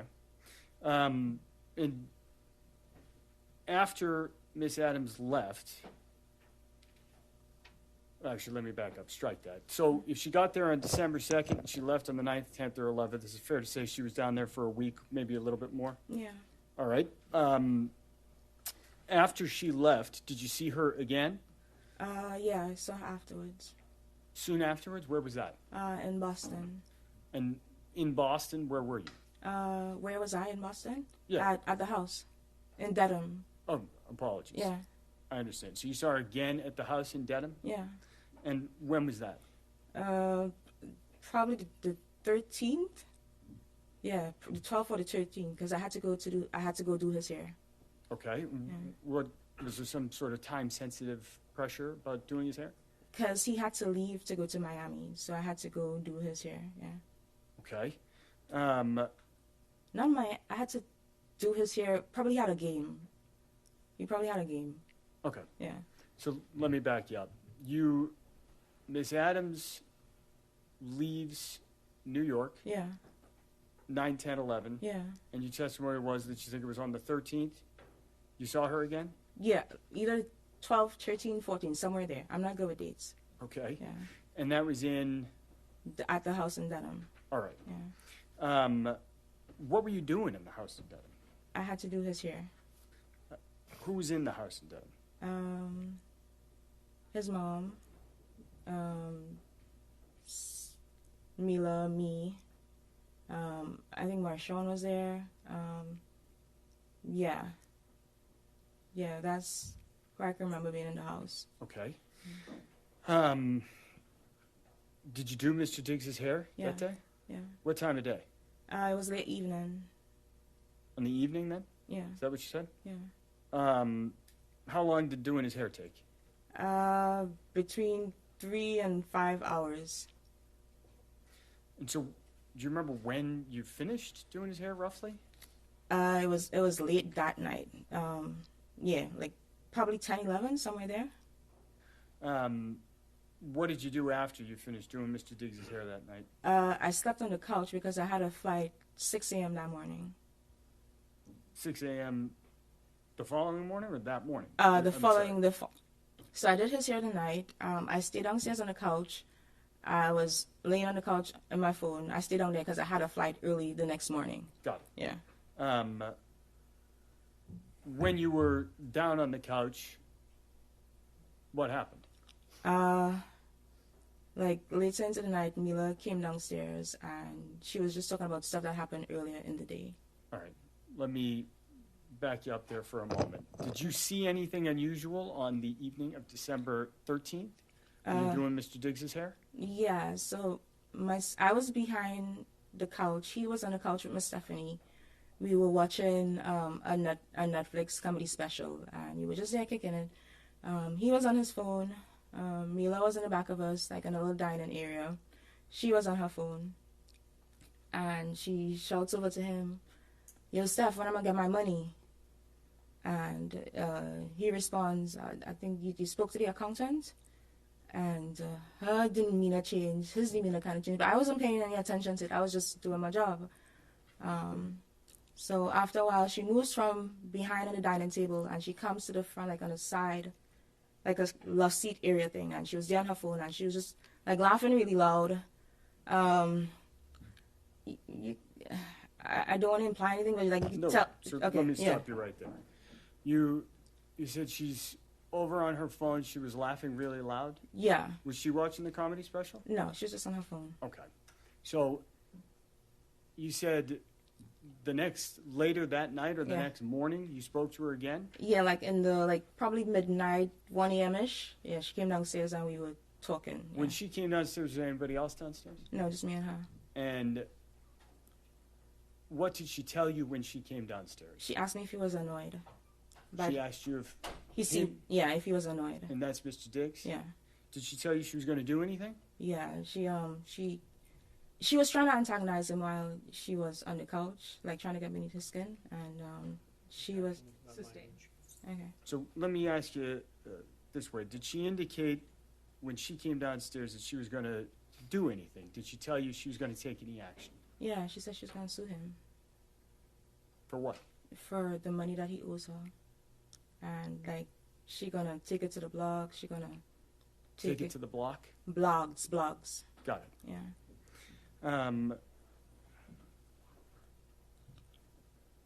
It was like an hour-long conversation, so it was a lot. Hang on, So. man. Let me stop you there. For Oh, one sorry. minute. That's okay. So, do you remember her saying that she was going to make him pay? Yeah. Do you remember her saying anything about a hostile work environment? Yeah. Let me have one moment, Your Honor. Yeah.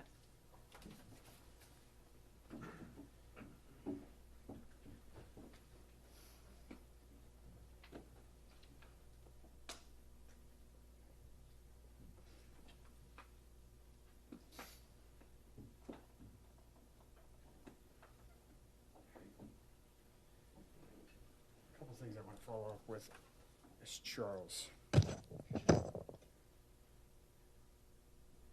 Did Miss Adams, prior to her coming down that night, 1 a.m., and having this conversation with you, did she tell you that she had been assaulted? Did you heard anything about a strangulation and No. assault? No. That night, when she was talking about the suing Mr. Diggs, Yeah. did she say that she had been assaulted? No. I want to back up down to kind of early in your testimony. You said you have a dash camera in your car. Mhm. How long have you had that? Probably a little after my birthday, which is September. So, yeah. Probably end of September, beginning of October. Okay, why do you have that? Because people are scamming in your insurance fraud. Like they hit your car, they see you have a nice car, and they try to get money out of you. In New York, you said? Yeah. I don't have any further questions. Commonwealth, care to inquire? Good afternoon, Ms. Charles. Afternoon. So you've been doing Mr. Diggs' hair, you said every 2 to 3 weeks? Yeah. For how long? So I started doing his hair when he was at the Buffalo Bills, and then last year, like a little before the Met Gala last year, is when like I started doing it consistently. Okay, so for more than 1 year you've been doing it, or? Yeah. And that's you said like a 3 to 5 hour appointment every 2 to 3 weeks. Mhm. How much do you get paid when you do that? It depends on the style that I do. It could range from $600 to probably $1,500.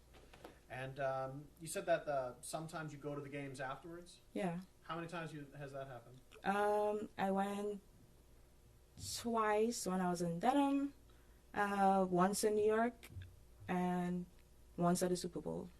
And you also said that at least on one occasion you slept over his house. Did you sleep over his house often, or? No.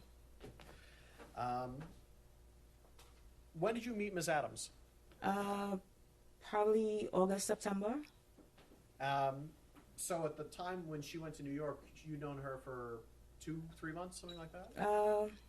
Probably, yeah. And you'd known him for over a year? Yeah. And you'd seen him every 2 to 3 weeks for 3 to 5 hours? Yeah. So is it fair to say you knew him better than you knew her? No, because we have a client service provider relationship, so I wouldn't say that's subjective. When I you're don't think so. doing his hair, do you talk to him? I keep it professional, so just how's the game, stuff like that, nothing in his personal life. If I may, one moment.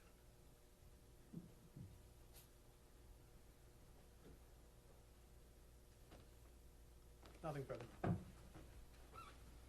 All right, thank you so much, Ms. Charles. Thank you.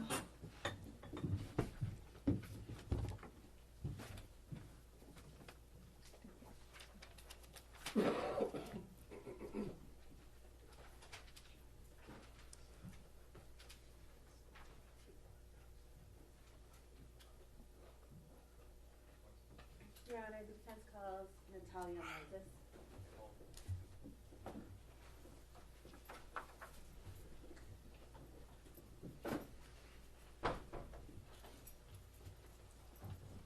watch your step, and then you can remain standing face the clock. Please raise your right hand. Do you solemnly swear the testimony you're about to give in this hearing shall be the truth, the whole truth, and nothing but the truth, so help you God? I do. You may sit or stand. Good afternoon, Ms. Moses. Good afternoon. Can you state your name and spell your last name for the record, please? Sure, my name is Natalia Moses, Moses. All right, and I'll just ask you to keep your voice up a little bit so that everyone in the court can hear. Sure. Do you also go by a nickname? Yes, Tali. Tali is your nickname? Yes. All right. Where do you live? I live in Brooklyn, New York, and I've just moved. I live in Florida. I go between Brooklyn and Florida as I have a business in Florida as well.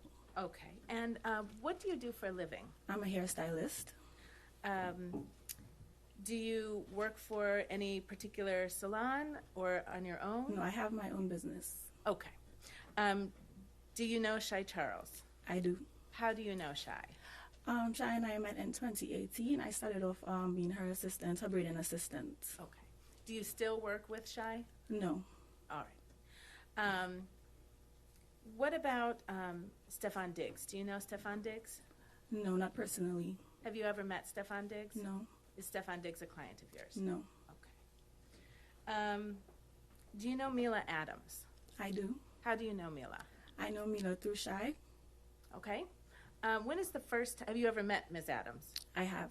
When is the first time you met her? I want to say December 2nd into December 3rd. Around that time, that was the first time I met her in person, but I would have spoken to her on the phone on multiple occasions before. Okay. And did you talk to her, just the two of you, before December 2nd? No, not just the two of us. We would always speak with Shy in the middle, so it would always be on Shy's phone, so I never spoke to her one-on-one prior to December 2nd. I see. Okay. So, Shy and Ms. Adams had a relationship. That's correct. And then and you and Shy have a relationship. That's correct. And sometimes the three of you would talk. That's correct. Understood. And were these calls professional calls, business calls, personal calls? Personal calls. Okay. All right. So what were the circumstances under which you met Ms. Adams on December 2nd? So she said she was passing through to New York, and Shy told her, well, she could stay at her house. I just came from Atlanta because I had a job in Atlanta, and Shy told me that she would pick me up as we were coming in from the same airport. I, however, came in before Miss Adams, so I went to my family's house, and Shy picked me up from there with Miss Adams in the car. Okay. And where was your family's house? In Queens. All right. And that was the first time you met Ms. Adams? In person, yes. In person. Mm-hmm. Okay. Now, I take it you had been in Shy's car before? That's correct. All right. And can you describe her car, the outside of it? It's a white Benz AMG. Okay. And can you just describe the inside of her car? She has a red interior. All right. Does she have any recording devices in her car? Yes, she has a dash cam in her car. All right. And can you describe what that dash cam looks like? It's a rectangular shape. She has it on the top of the windshield. Okay. So you can see it when you're sitting in her car? That's correct. All right. And did you know that dash cam was in there? I did. All right. Did you know that on December 2nd? Yes, I did. And you could see it when you were sitting in the car on December 2nd? Yes, I did. All right. After Shy and Ms. Adams picked you up in, I think you said Queens? Yes. What did you do after that? We went to New Jersey. And what did you do in New Jersey? We was just chilling at the house. We bought food, girl time. We was just hanging around watching music videos and stuff like that. Okay. And during that time, it's a strange question, were the lights on? It was. Okay. When you were with Shy and Miss Adams at the house in New Jersey, did you notice any marks or bruises or redness on Ms. Adams' face? I did not. Could you see her neck at that time? Yes. Did you notice any marks or redness or bruises on her neck? No, I did not. Did she complain at any point about soreness or stiffness or, soreness or stiffness? No, she did not.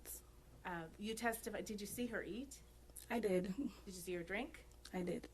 Did she seem to have any difficulty swallowing? She did not. Did she complain about difficulty swallowing No, she did not. or a sore throat at all? No.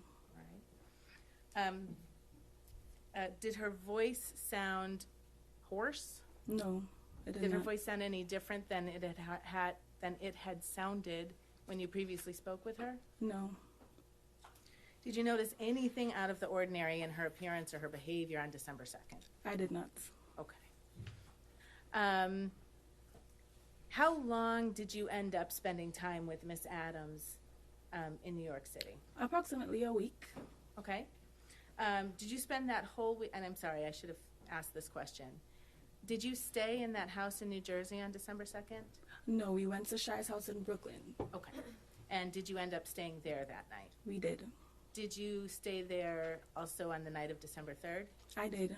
And did you stay there all the way up until December 9th? I did. Okay. And did Ms. Adams stay there as well? She did. Where did you sleep in the Brooklyn house?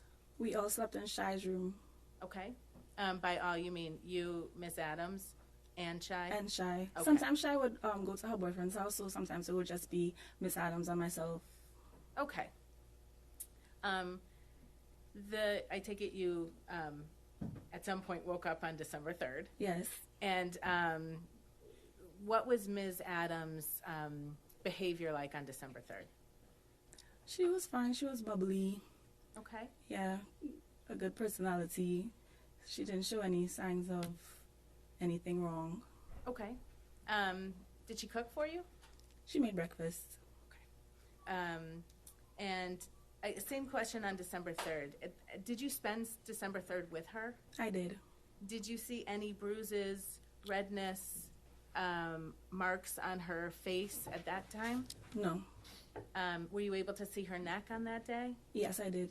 Were you able to see her chest on that day? Yes, we all stayed in the same room, so we got dressed and everything together. Okay, understood. And did you see any marks or bruising or redness? No. On any of those areas? Okay. Did you see any such marks or bruises or redness, anything like that, the entire week you spent together? No. Okay. Did there come a time where Ms. Adams asked you to take a look at her hair? Yes. Can you? What was that? How did that come about? So I was supposed to do her hair. So a stylist, I would analyze her hair. I would lift it up just to see if, the style that we was going to do. I was trying to decide on the style that we was going to do. So I did have close-up view to her neck and her hair. Okay. And in the course of lifting her hair and looking at her neck, did you see anything? No. Okay.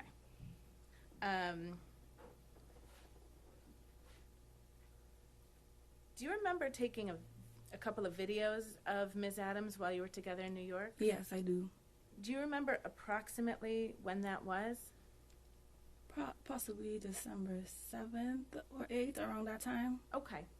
And I will ask Mr. Kettlewell to very smoothly play Exhibit 8, please.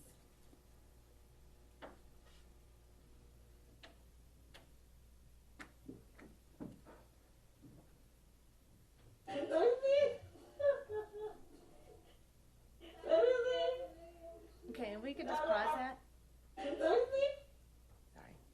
Sorry. Ms. Moses, is this one of the videos that you took of Ms. Adams? Yes, it is. All right, and can you just describe where you are? We were in Shire's room there, and we were just goofing around, listening to music and dancing and stuff. Okay. And then if you could just complete that video, please.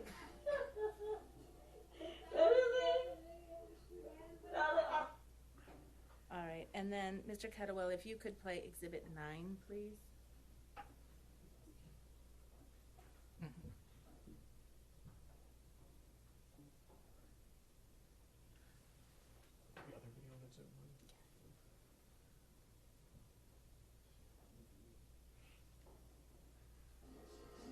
And can you just hit pause for a second? Thank you. Is this the other video that you took of Ms. Adams? Yes, it is. And that was on that trip in New York? Yes, it is. Between December 2nd and December 9th? Yes. Okay. And was this close in time to the first video? Yes. Okay. All right, Mr. Kettlewell, if you could keep playing.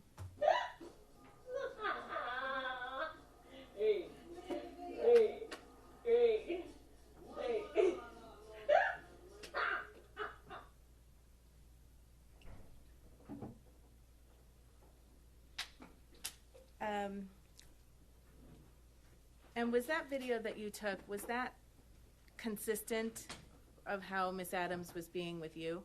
Yes. Okay. Did anyone ask you to take that video? No. But Miss Adams knew you were filming her. She did. Okay.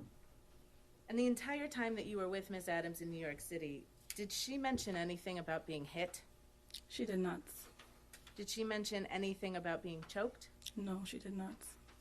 Did she say or do anything that suggested to you that Steph Diggs had hurt her or scared her in any way? She did not. Okay. I have no further questions here. Thank you. Commonwealth? Just briefly, that New York trip, was that the first time you had ever met Miss Adams in person? That's correct. You said you didn't see any bruises on her. Were you looking for bruises on her? No, but she was in my face. Nothing further. Thank you, ma'am. You may step down. Thank you.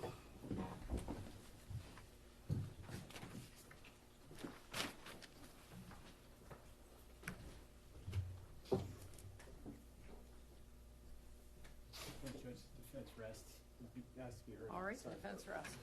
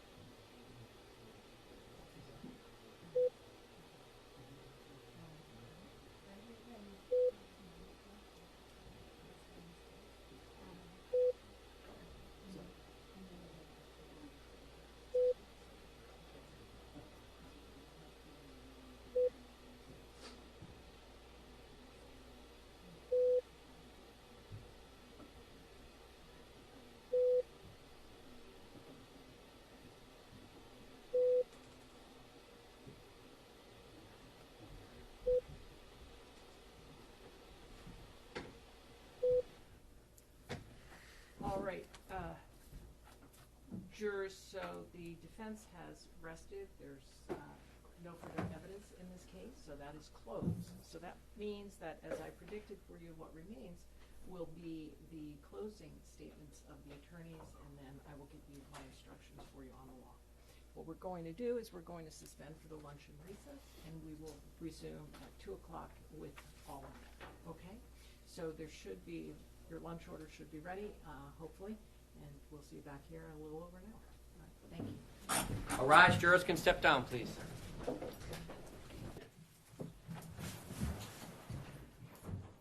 All right, jurors, good afternoon again. As I told you, the evidence in this case is closed, and you're about to hear the closing statements of the attorneys. And what I want to say to you about that is that this is an important part of the trial because it is the final opportunity given to the lawyers to address you. It's an opportunity for the attorneys to summarize the evidence, to call your attention to certain parts of the evidence that they regard as important, and based on the evidence, to try to persuade you to reach a certain result. However, what you are about to hear is not evidence. Lawyers are not witnesses. All the evidence in this case has been presented through the testimony of the witnesses and the exhibits, which you will have an opportunity to examine and consider during your deliberations. Our rules are designed to ensure that the parties receive a fair trial, and they therefore prohibit the attorneys from making certain types of arguments in an effort to persuade you to reach a certain result or to favor or disfavor either side. For example, the attorneys are not permitted to refer to facts that are not in evidence in this case. If based on your memory and understanding of the evidence, a lawyer does this, you should disregard that comment. The attorneys are not permitted to express their personal belief in the credibility or lack of credibility of any witness who testifies in this case. That determination is entirely for you to make. If a lawyer makes such a comment, you should disregard that comment. Attorneys are not permitted to persuade you for or against either party by appealing to human passions or prejudices. If you become conscious of any passion or prejudice as you consider the evidence or engage in your deliberations, you must put those feelings aside and not permit them to influence your thinking. And if a lawyer makes such a comment, you must disregard that comment. Better proceed. Bless you. Thank you, Your Honor. Good afternoon again, ladies and gentlemen. As I said to you in my opening statement, there was no assault, no strangulation, no incident at all on that day or any other day. You didn't see any injuries. You didn't see any photographs. You learned there were no medical records, no statements, no nothing between December 2nd and December 16th. You have not been provided with a single shred of credible evidence to determine that any assault actually occurred in the house on that day. The Commonwealth's case is nothing more than the words of Miss Adams. In my opening statement, I told you one tool to use as you go through this process is to consider how to find the truth. That the simplest answer that accounts for all the facts, that answer is the truth. And so what I want to do is take you through some of the undisputed facts in this case. December 2nd. Ms. Adams spent the afternoon talking on the phone. She got a ticket to Atlanta. She cooked Stefon Diggs dinner. We learned this morning that it was a hot dog. She went into Mr. Diggs' bedroom to provide him birthday presents and to deliver those birthday presents. Timeline-wise, all of this, every single fact that I just mentioned, all of those would have occurred after what Miss Adams says was a violent assault that occurred sometime that afternoon. That night, Miss Adams left the house at 7:15 and she flew to New York City. You heard that she told the police that she stayed with friends. You heard her describe whose friends they were. But you also heard her say that she had a ticket to Atlanta, purchased before she ever changed it to go to New York City. You saw videos of Miss Adams when she arrived in New York. You heard from the woman who picked her up from the airport, who also saw Miss Adams when she arrived in New York. You saw video and heard from Natalia Moses, who spent the entire week with Miss Adams in New York. And you got to see how she looked. You got to see her face. You got to see her neck. You got to see the way she moved during the course of that week. One thing I'll say about that, Miss Adams, she might define bruising, however, is expedient or convenient for her, but we all know what bruising looks like. You saw the videos, and you heard from the witnesses.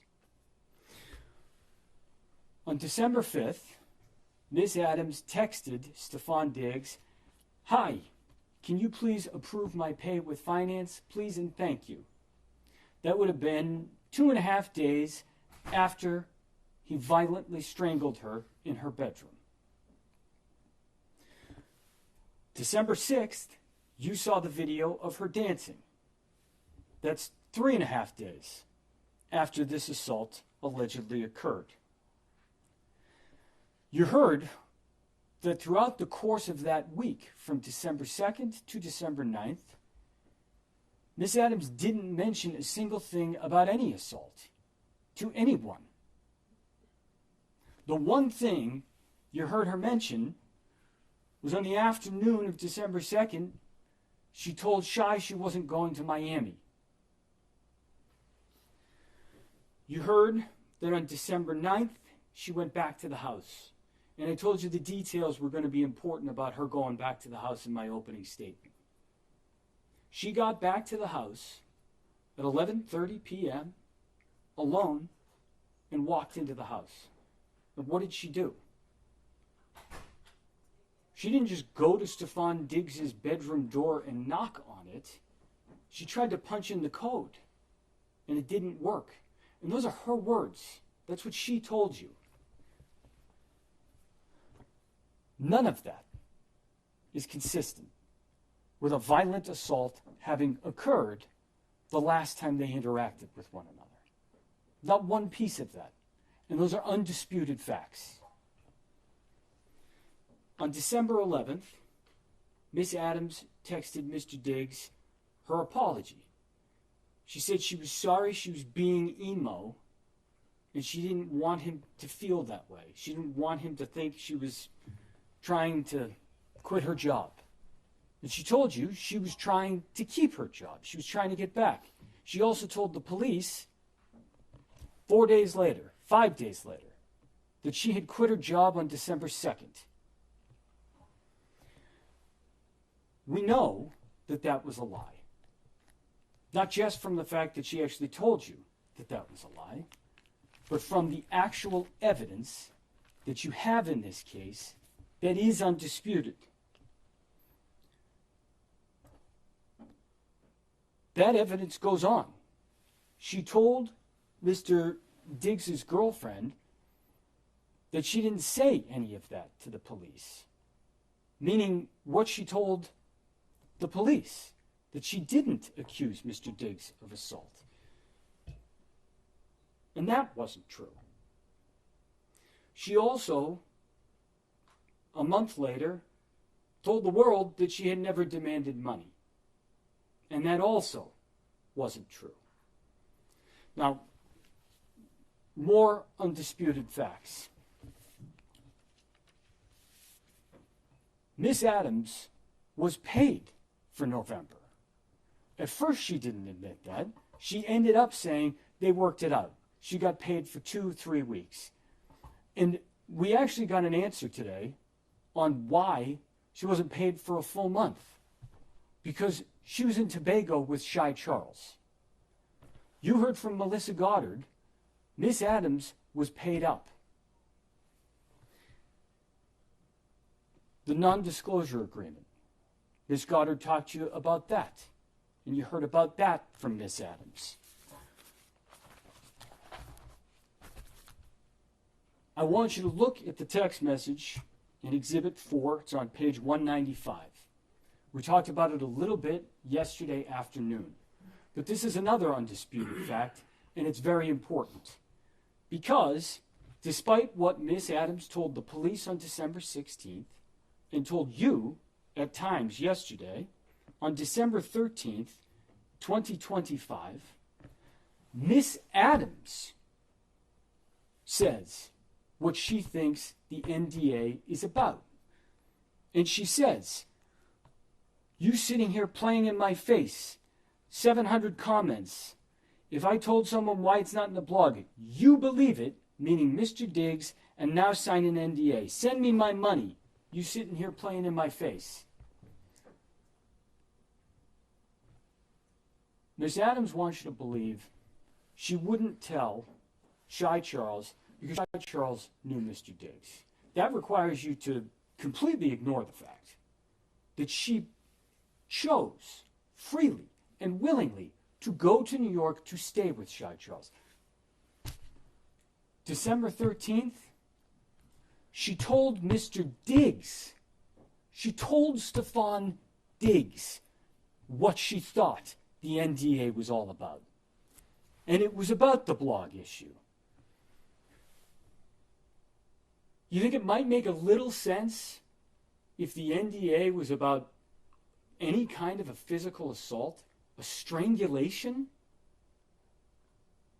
That she might say to him anything. "Hey, you know what this NDA is really about." Or maybe just, "The NDA because you assaulted me?" Not a word. She describes why that's there. And those are her words from December 13th. And that is undisputed. Now let's talk about the police for a few moments. Because Miss Adams went to the police, as you heard, on December 16th.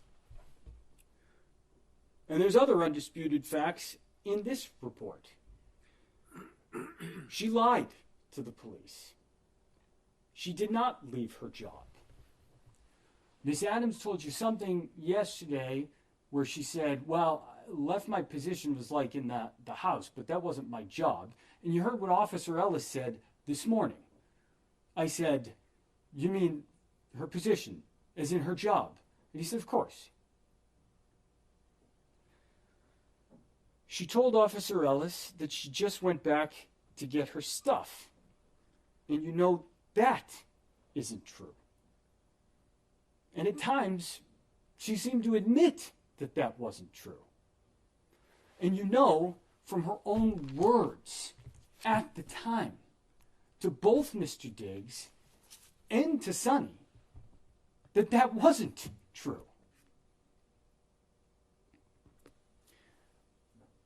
The text message that you've heard about, the deletion.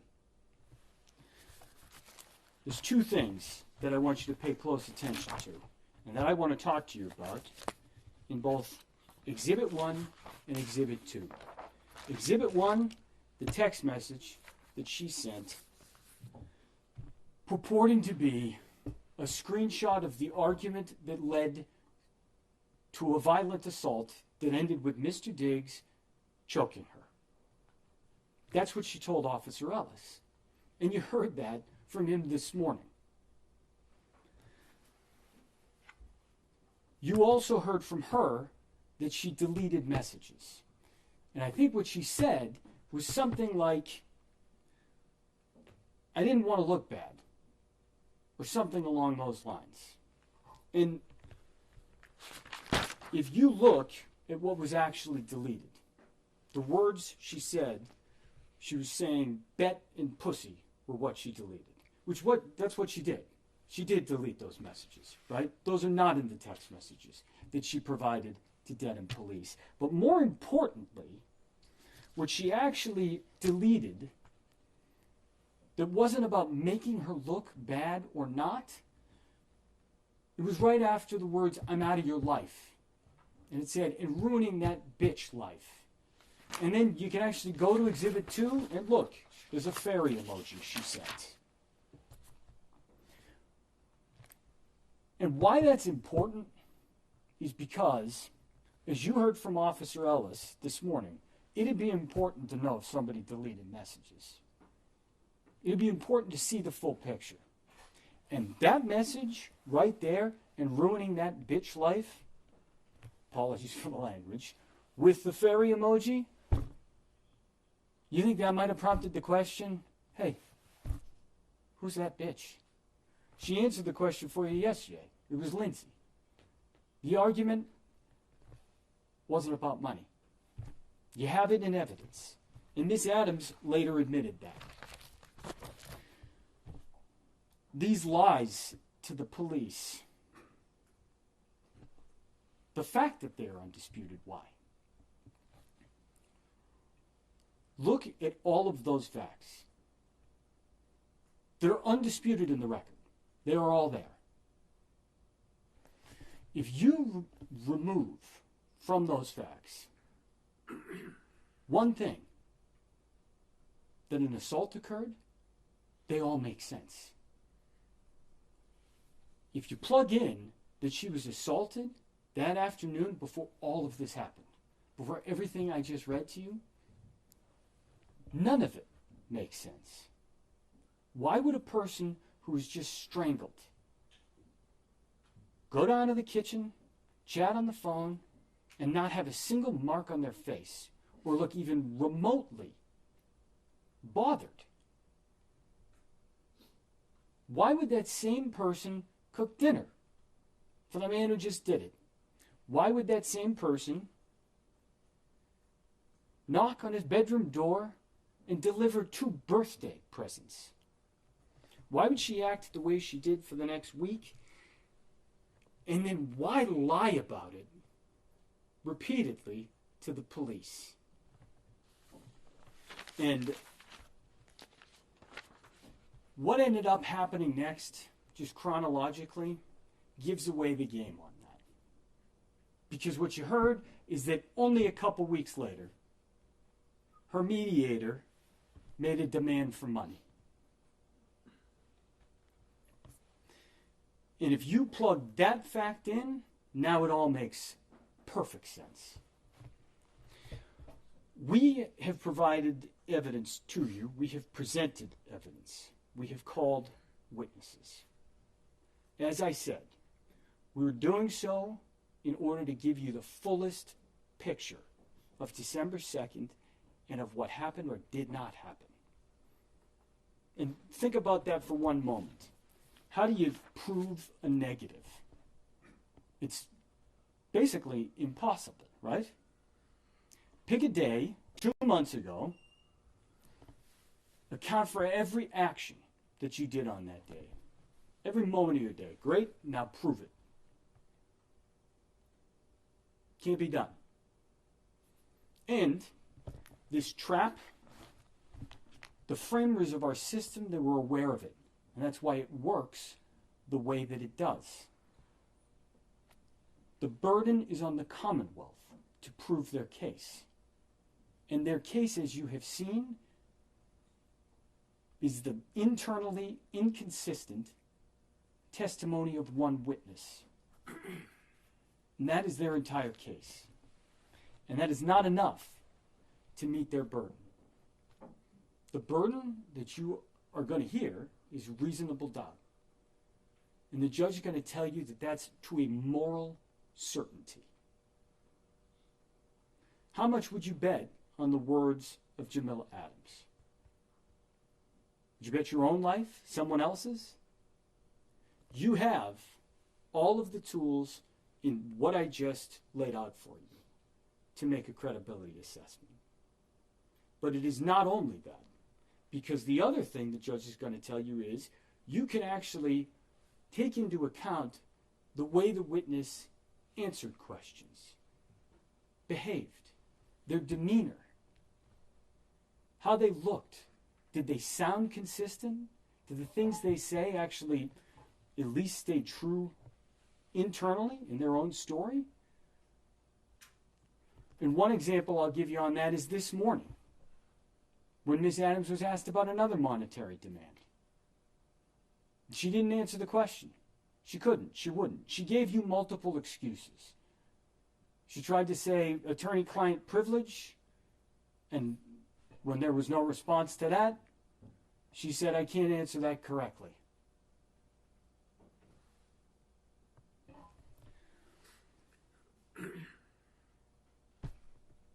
Take the way she answered questions into account, but line it up against the facts that you know that you have.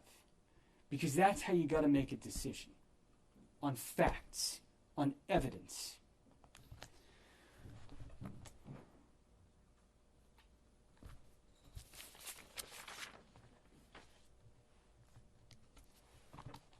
In terms of the evidence that the Commonwealth has actually presented to you,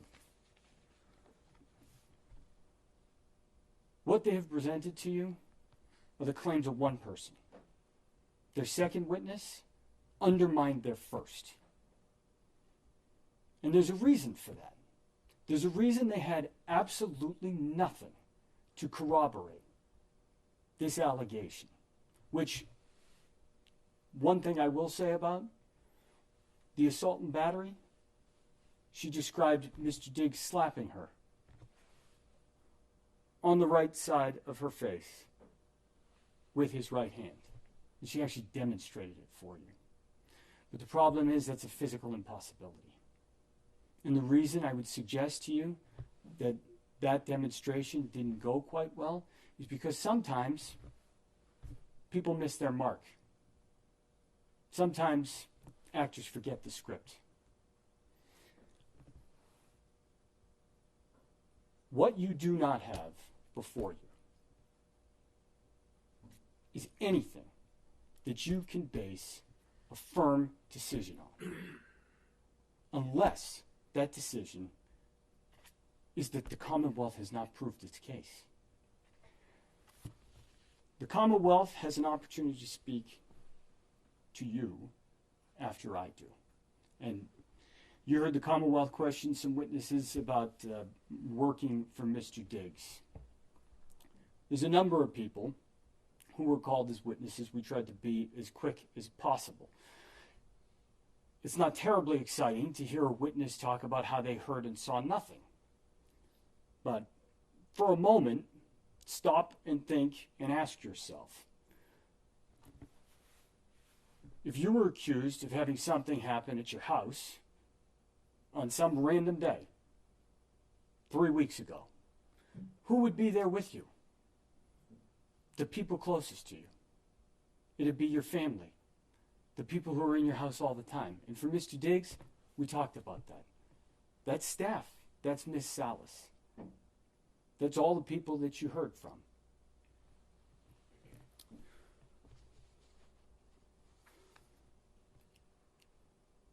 One thing that I want to talk about is a reason for bias. Because when Mr. Virtue asked, I think the first witness she was Miss Salas. Mr. Diggs paid her salary, isn't that right? The one witness who has the most significant financial interest in this is Jamila Adams.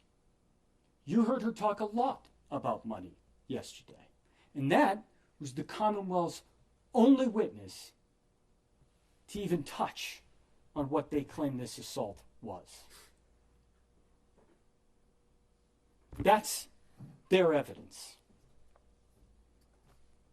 They cannot, and they have not, proved this case because no assault occurred on December 2nd, or as I said, any other day. And it's your obligation to hold them to that burden and to decide the case on the evidence that you have in front of you. And that evidence provides one answer alone. And I would suggest to you that is that Miss Adams made this accusation as a means of trying to leverage and humiliate and to punish Stefon Diggs. And you heard that he has been living with this case and these accusations since December of 2025. And it is time to end. The evidence that you have heard, that has been put before you, is not enough for the Commonwealth to sustain their burden. It is your obligation to return a true and a just verdict. And the evidence that you have heard requires that you go back into that room and that you lift this burden off Mr. Diggs' shoulders and that you tell him and the world that Stefon Diggs is not guilty of this incident that never occurred. Thank you.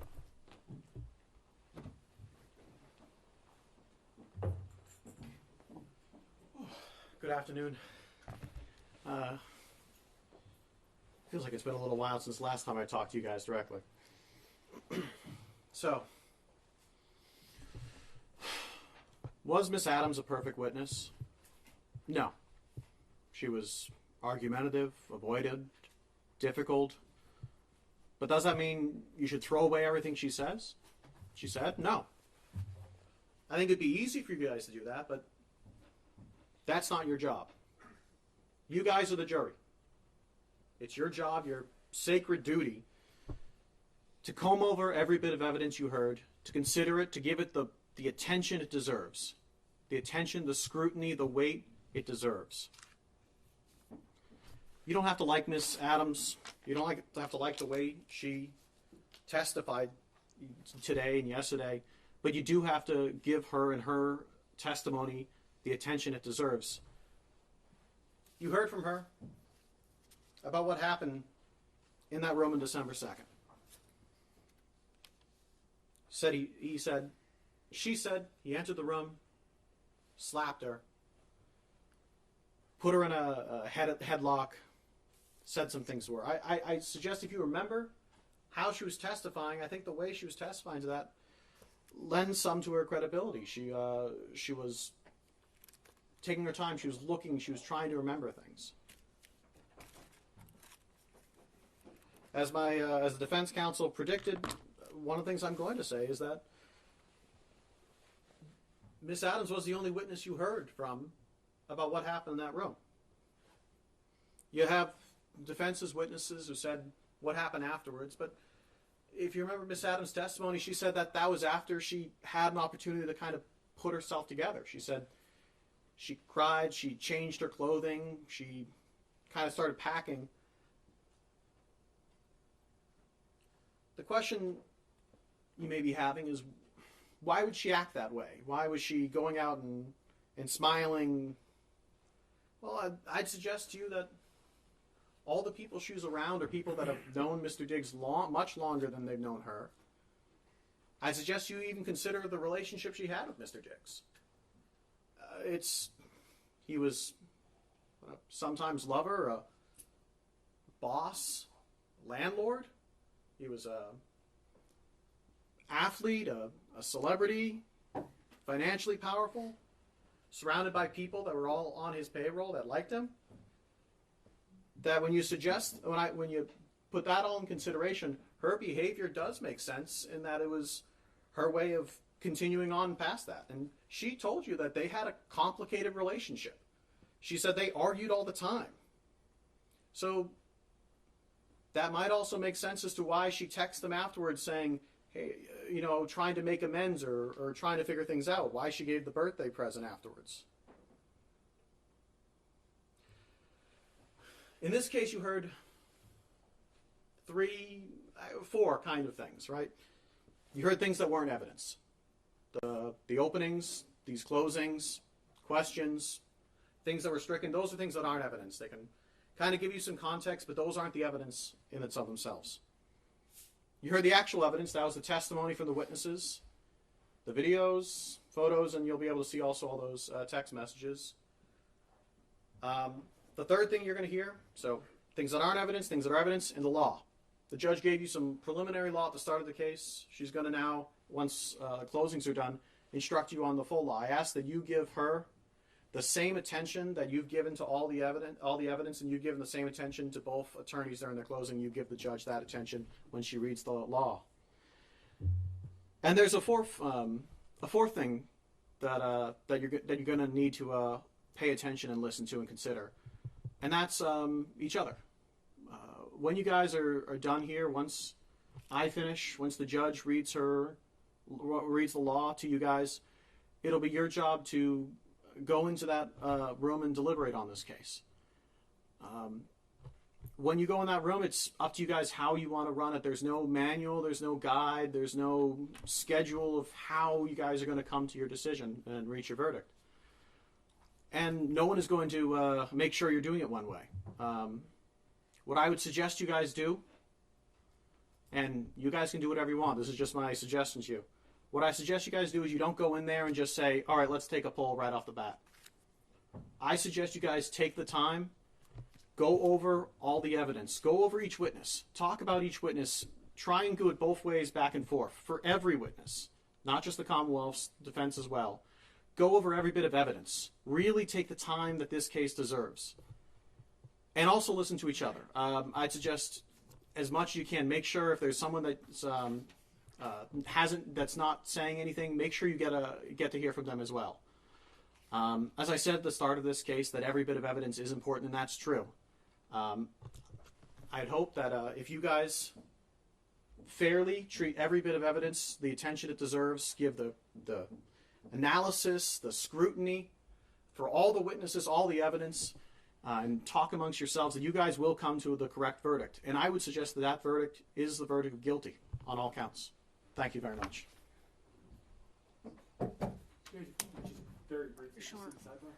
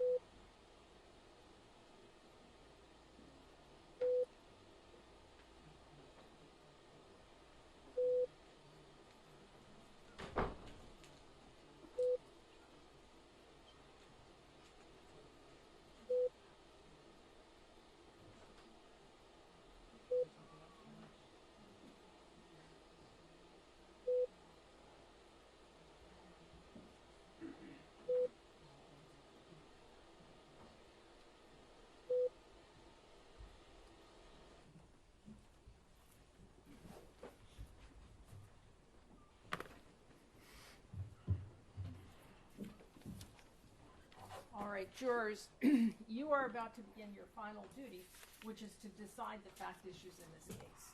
Before you do that, I will instruct you on the law. It was obvious to me throughout this trial that you faithfully discharged your duty to listen carefully to all the evidence and observe each of the witnesses. I now ask you to give me that same close attention as I instruct you on the law. My function as the judge in this case has been to see that this trial was conducted fairly, orderly, and efficiently. It was also my responsibility to rule on what you may consider as evidence and to instruct you on the law which applies in this case. It is your duty as jurors to accept the law as I stated to you. You should consider all my instructions as a whole. You may not ignore any instruction or give special attention to any one instruction. You must follow the law as I give it to you, whether you agree with it or not. It was the duty of the attorneys in this case to object when the other side offered evidence which that lawyer believed was not admissible under our rules of evidence. They also had an obligation to ask to speak with me at the judge's bench at sidebar about questions of law which the law requires me to rule on out of your hearing. The purpose of such objections and rulings is not to keep relevant information from you, just the opposite. It's to make sure that what you hear is relevant to this case and that the evidence is presented in a way that gives you a fair opportunity to evaluate its worth. You should not draw any inference, favorable or unfavorable, to any attorney for objecting to proposed evidence or asking me to make such rulings. That is the function and the responsibility of the attorneys here. Now, your function as the jury is to determine the facts of this case. You alone determine what evidence you believe, how important any evidence is that you do believe, and what conclusions to draw from that evidence. In making these determinations, you are to use your common sense, life experience, and good judgment. You are to decide what the facts are solely from the evidence admitted in this case. In evaluating the evidence and determining the facts, keep in mind that we all tend to perceive information and form opinions based on our own personal experience and background. This tendency may cause us to hold bias, of which we may or may not be conscious. And as I previously instructed you, you must not allow bias, whether held consciously or subconsciously, to interfere with your ability to fairly evaluate the evidence, apply the law as I instruct you, or render a fair and impartial verdict based on the evidence before you. The evidence consists of the testimony of witnesses as you recall it. Any documents or other things that were received into evidence as exhibits may also be considered. Of course, the quality or strength of the proof is not determined by the sheer volume of evidence or the number of witnesses. It's the weight of the evidence that is important. Some things that occurred during a trial are not evidence, and you may not consider them as evidence in deciding the facts of the case. The complaint itself is not evidence. A question put to a witness is never evidence. Only the answers are evidence. Also, you may not consider any answer that I struck from the record and told you to disregard. Do not consider such answers. Anything that you may have seen or heard when the court was not in session is not evidence. The opening statements and the closing arguments of the lawyers are not evidence. They are only intended to assist you in understanding the evidence and the contentions of the parties. If your memory of the testimony differs from the attorney's, you are to follow your own recollection. You should not consider anything I have said or done during the trial as any indication of my opinion as to what your verdicts should be. In evaluating a witness's testimony, you have to decide what testimony to believe and how much weight to give that testimony. You should give the testimony of a witness whatever degree of belief and importance that you judge it is fairly entitled to receive. You are the sole judges of the credibility of a witness. You may believe everything a witness says, part of it, or none of it. If there are any conflicts, discrepancies, or inconsistencies in the testimony, you should examine them carefully. You may consider whether a witness was candid or guarded, responsive or evasive, and whether the testimony is reasonable or unreasonable, probable or improbable. You may take into account how good an opportunity a witness had to observe the facts about which the witness testifies and whether the testimony seems accurate. You may also consider evidence, if any, about a witness's motive for testifying, whether a witness displays any bias in testifying, and whether or not a witness has any interest in the outcome of the case. In deciding whether to believe a witness and how much importance to give a witness's testimony, you must look at all the evidence, drawing on your own common sense, life experience, and good judgment. Consider the evidence as a whole. Do not make up your mind about what the verdict should be until after you have gone to the jury room to decide the case and you and your fellow jurors have discussed the evidence. Keep an open mind until then. Once you have determined the facts, apply the law as I explain it to you to the facts in order to decide the verdicts.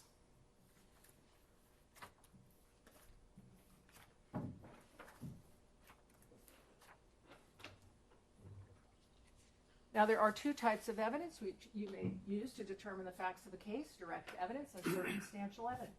You have direct evidence where a witness testifies directly about the fact that is to be proved based on what he claims to have seen or heard or felt with their own senses, and the only question is whether you believe the witness. You have circumstantial evidence where the witness cannot testify directly about the fact that is to be proved, but you are presented with evidence of other facts, and you are then asked to draw reasonable inferences from them about the fact which is to be proved. Let me give you an example. Your daughter might tell you one morning she sees the mail carrier mailbox. That's direct evidence that the mail carrier has been to your mailbox. On the other hand, she might tell you only that she sees mail in the mailbox. That's circumstantial evidence that the mail carrier has been there. No one's seen the mail carrier, but you can reasonably infer that the mail carrier has been there since there is mail in the box. The law allows either type of proof in a criminal trial. There are two things to keep in mind about circumstantial evidence. The first one is that you may draw inferences and conclusions only from facts that have been proved to you. The second rule is that any inference or conclusion which you draw must be reasonable and natural based on your common sense and experience of life. If the Commonwealth's case is based solely on circumstantial evidence, you may find the defendant guilty only if those circumstances are conclusive enough to leave you with a moral certainty, a clear and settled belief that the defendant is guilty, and that there is no other reasonable explanation of the facts as proven. The evidence must not only be consistent with the defendant's guilt, it must be inconsistent with his innocence.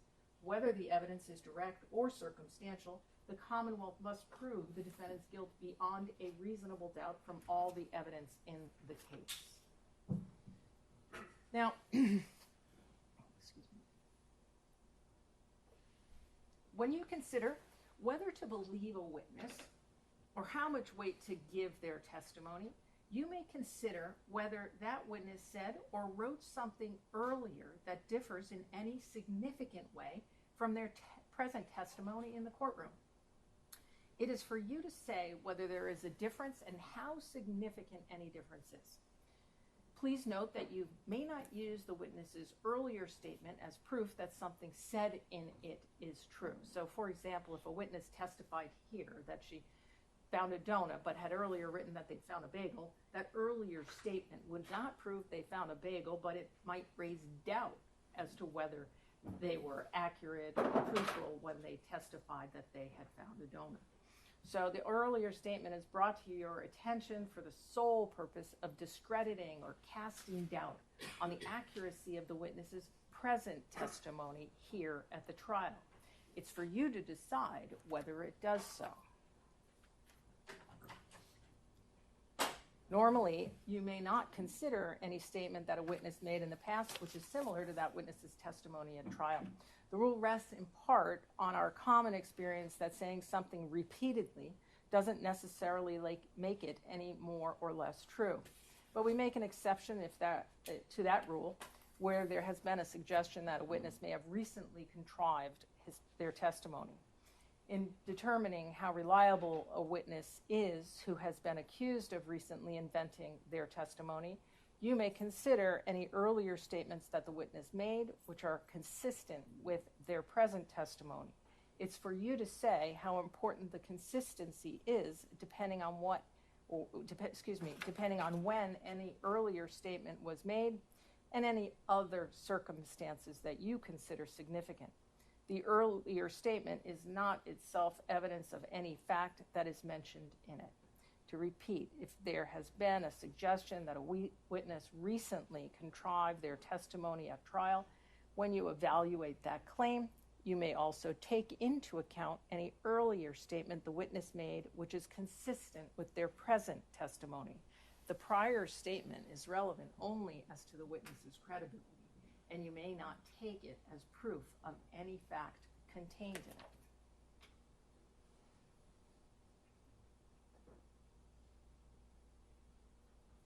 At this trial, you may have noticed that the defendant did not testify. The defendant has an absolute right not to testify, since the entire burden of proof in this case is on the Commonwealth to prove that the defendant is guilty. It is not up to the defendant to prove that he is innocent. The fact that the defendant did not testify has nothing to do with the question of whether he is guilty or not guilty. You are not to draw any adverse inference against the defendant because he did not testify. You are not to consider it in any way or even discuss it in your deliberations. You must determine whether the Commonwealth has proved its case against the defendant based solely on the testimony of the witnesses and the exhibits.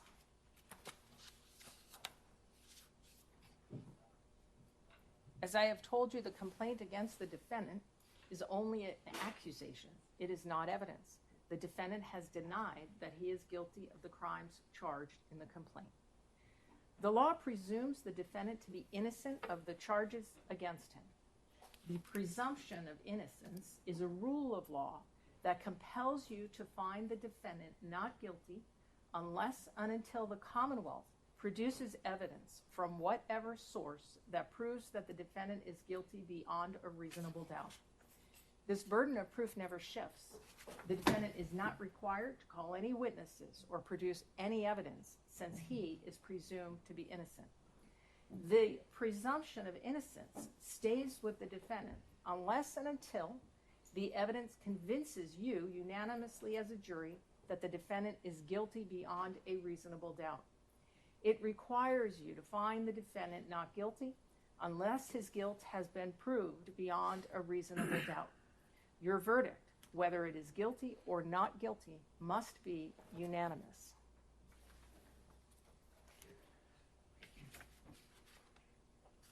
Now, as I've said, the burden is on the Commonwealth to prove beyond a reasonable doubt that the defendant is guilty of the charges made against him. What is proof beyond a reasonable doubt? The term is often used and probably pretty well understood, though it is not easily defined. Proof beyond a reasonable doubt does not mean proof beyond all possible doubt. For everything in the lives of human beings is open to some possible or imaginary doubt. A charge is proved beyond a reasonable doubt if after you have compared and considered all of the evidence, you have in your minds an abiding conviction to a moral certainty that the charge is true. When we refer to moral certainty, we mean the highest degree of certainty possible in matters relating to human affairs based solely on the evidence that has been put before you in this case. I have told you that every person is presumed to be innocent until they are proved guilty, and that the burden of proof is on the prosecutor. If you evaluate all the evidence and you still have a reasonable doubt remaining, the defendant is entitled to the benefit of that doubt and must be acquitted. It is not enough for the Commonwealth to establish a probability, even a strong probability, that the defendant is more likely to be guilty than not guilty. That is not enough. Instead, the evidence must convince you of the defendant's guilt to a reasonable and moral certainty, a certainty that convinces your understanding and satisfies your reason and judgment as jurors who are sworn to act conscientiously on the evidence.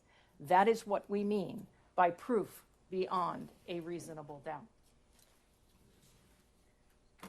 The defendant is charged with having committed an assault and battery upon Mila Adams. In order to prove the defendant guilty of committing an intentional assault and battery, the Commonwealth must prove three things beyond a reasonable doubt. First, that the defendant touched the person of Mila Adams. Second, that the defendant intended to touch Mila Adams. And third, that the touching was either likely to cause bodily harm to Mila Adams or was offensive. To prove the first element, the Commonwealth must prove the defendant touched Mila Adams. A touching is any physical contact, however slight. A touching may be direct, as when a person strikes another, or it may be indirect, as when a person sets in motion some force or instrumentality that strikes another.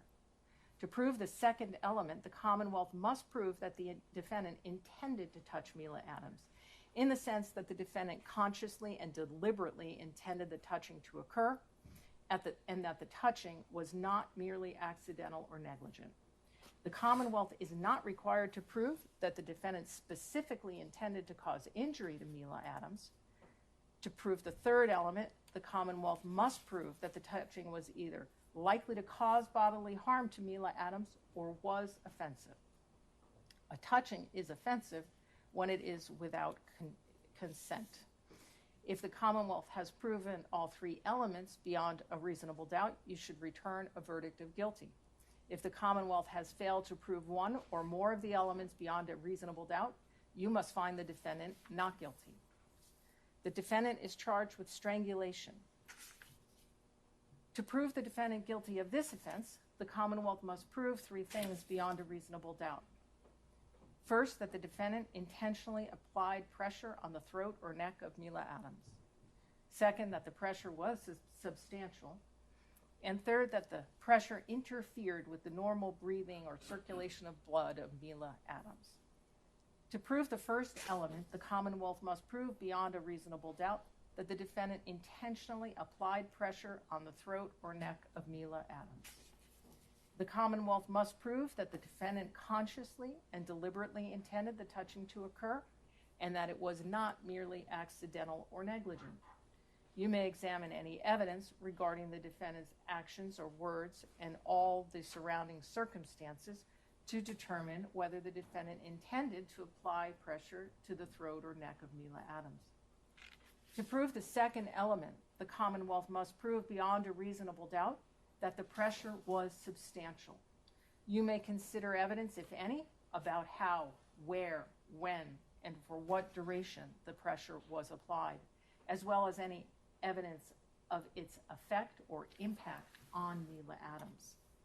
To prove the third element, the Commonwealth must prove beyond a reasonable doubt that the pressure that was applied interfered with the normal breathing or circulation of blood of Mila Adams. If the Commonwealth has proven all three elements beyond a reasonable doubt, you should return a verdict of guilty. If the Commonwealth has failed to prove one or more of the elements beyond a reasonable doubt, you must find the defendant not guilty. Counsel, I'll see you at sidebar.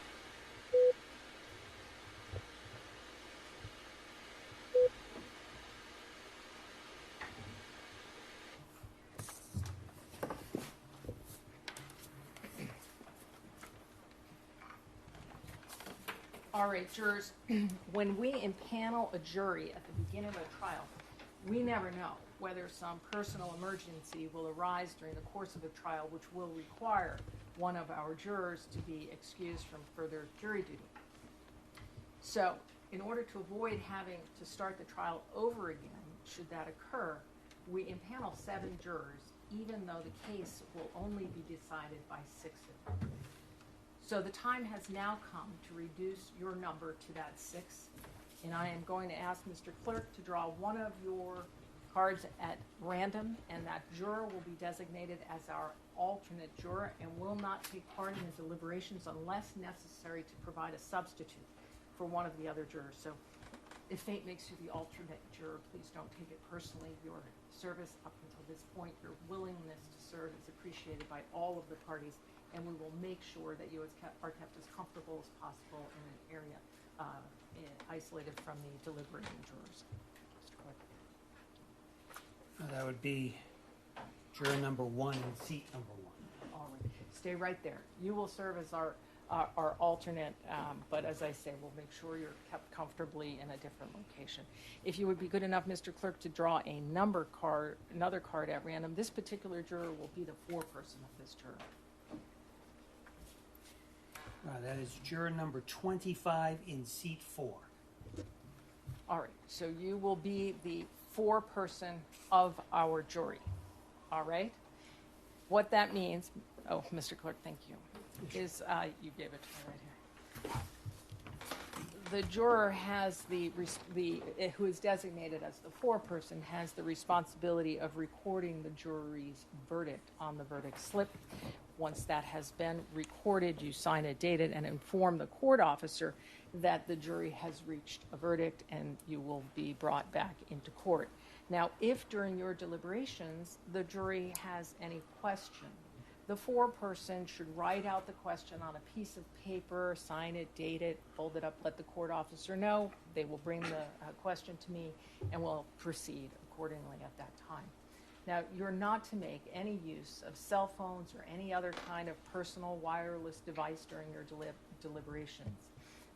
Incoming, outgoing calls, or any other kind of electronic communications can disrupt the deliberative process or even allow for the receipt of improper extraneous information. So you're not to conduct any outside research or investigation by means of the internet or otherwise about the law or facts of this case. If during your deliberations there is a request to view any of the evidence that is not physically with you, for instance, there are flash drives that contain certain of the videos that were displayed here in the courtroom. If the jury should like to see any of that, if that is just requested in any note form, we will bring you back in here and make sure that that is displayed for you as many times as you might like. All right, so just let the court know by mentioning that in a note. At this point, I am going to ask Mr. Clerk to swear the court officers in, and they will escort you to your deliberations. Do you swear that you will keep this jury in some convenient place until they are agreed, that you will not suffer any person to speak to them, nor will you speak to them yourself, except by order of the court or to ask if they are agreed, and that you will not permit them to depart until they have agreed upon a verdict, except by order of the court, so help you God? I do. There's the verdict slip. And can I have that sheet of paper? Thank you.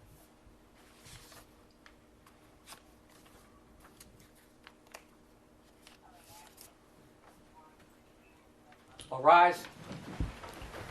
Jurors can step down this way.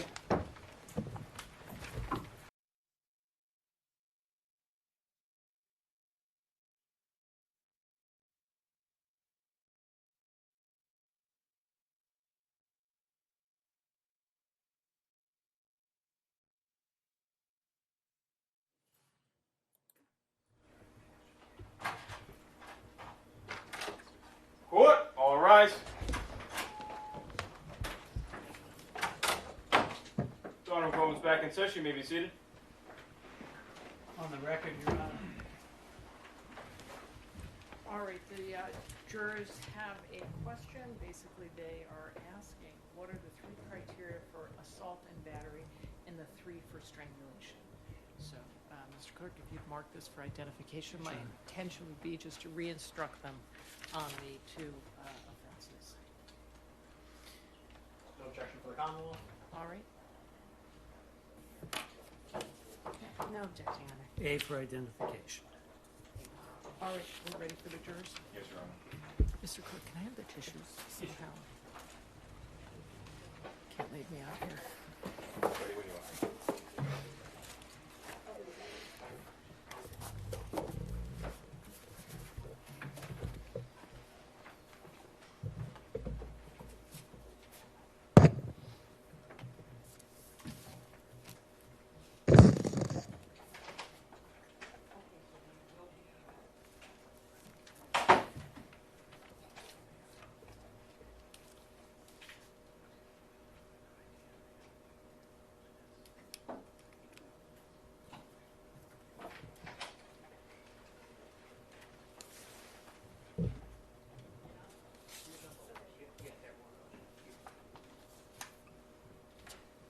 Jurors enter and all rise.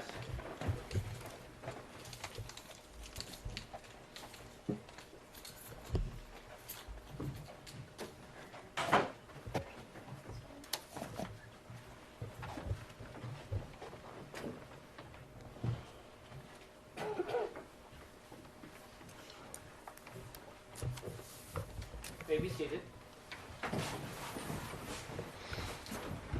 All right, jurors, I did receive your question, which reads, what are the 3 criteria for assault and battery and the 3 for strangulation? So let me begin with the assault and battery. The defendant is charged with having committed an assault and battery upon Mila Adams. In order to prove the defendant guilty of committing an intentional assault and battery, the Commonwealth must prove 3 things beyond a reasonable doubt. First, that the defendant touched the person of Mila Adams.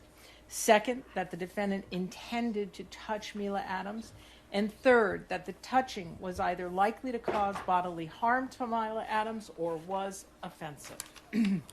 To prove the first element, the Commonwealth must prove the defendant touched Mila Adams. A touching is any physical contact, however slight. A touching may be direct, as when a person strikes another, or it may be indirect, as when a person sets in motion some force or instrumentality that strikes another. To prove the second element, the Commonwealth must prove that the defendant intended to touch Mila Adams, in the sense that the defendant consciously and deliberately intended the touching to occur, and that the touching was not merely accidental or negligent. The Commonwealth is not required to prove that the defendant specifically intended to cause injury to Mila Adams. To prove the third element, the Commonwealth must prove that the touching was either likely to cause bodily harm to Mila Adams or was offensive. A touching is offensive when it is without consent. The defendant is charged with strangulation, and to prove the defendant guilty of this offense, the Commonwealth must prove 3 things beyond a reasonable doubt. First, that the defendant intentionally applied pressure on the throat or neck of Mila Adams. Second, that the pressure was substantial. And third, that the pressure interfered with the normal breathing or circulation of blood of Mila Adams. To prove the first element, the Commonwealth must prove beyond a reasonable doubt that the defendant intentionally applied pressure on the throat or neck of Mila Adams. The Commonwealth must prove that the defendant consciously and deliberately intended the touching to occur, and that it was not merely accidental or negligent. You may examine any evidence regarding the defendant's actions or words and all the surrounding circumstances to determine whether the defendant intended to apply pressure to the throat of or neck of Mila Adams. To prove the second element, the Commonwealth must prove beyond a reasonable doubt that the pressure was substantial. You may consider evidence, if any, about how, where, when, and for what duration the pressure was applied, as well as any evidence of its effect or impact on Mila Adams. To prove the third element, the Commonwealth must prove beyond a reasonable doubt that the pressure that was applied interfered with the normal breathing or circulation of blood of Mila Adams.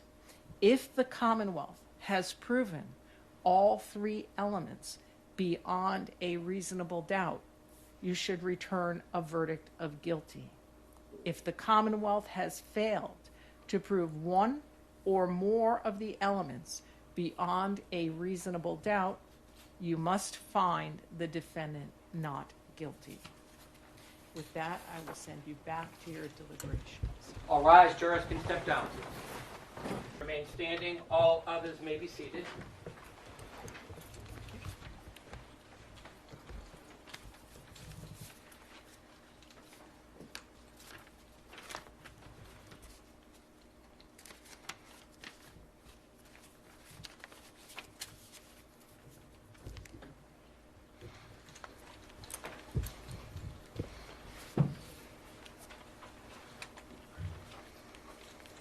Madam Forelady, has your jury agreed upon a verdict? Yes. On count 1, strangulation or suffocation, what is your verdict? Guilty or not guilty? Not guilty. On count 2, the charge of assault and battery, what is your verdict? Guilty or not guilty? Not guilty. Madam Forelady, members of the jury, hearken to your verdict as the court has recorded it. Upon your oath, you say that the defendant is not guilty of the count of strangulation or suffocation and not guilty of the count of assault and battery. So say you, Madam Forelady? Yes. So say all members of the jury. Yes. All right, thank you. Jurors, please be seated for a moment. Everyone be seated. Jurors, I told you during this trial and in my instructions that the verdict was your responsibility and your responsibility alone. Jurors, I want to thank each of you for your careful attention and your service throughout this trial. This case has involved a heightened level of public attention.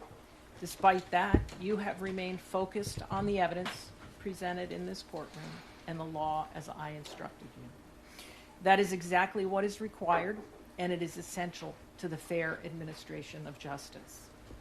I recognize that serving as a juror in any case can be demanding, and in a case such as this, it may have required additional patience and sacrifice.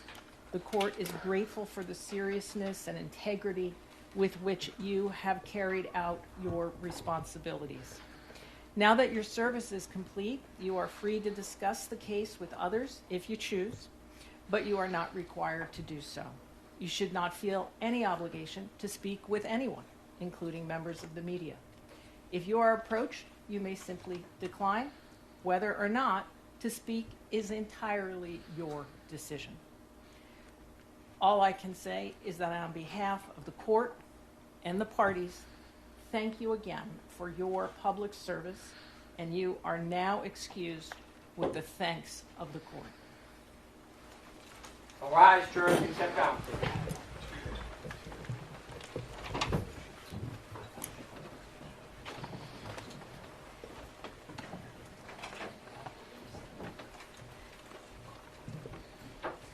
Stefon Diggs, sir, you've been found not guilty on the following charges: strangulation or suffocation and assault and battery. Such charges will automatically be sealed by the Office of the Commissioner of Probation and the Clerk's Office, unless you notify the Commissioner of Probation in writing within 10 days that you do not want the charges sealed, using the request not to seal court records under General Laws, Chapter 276, Section 100C form, which is available on mass.gov.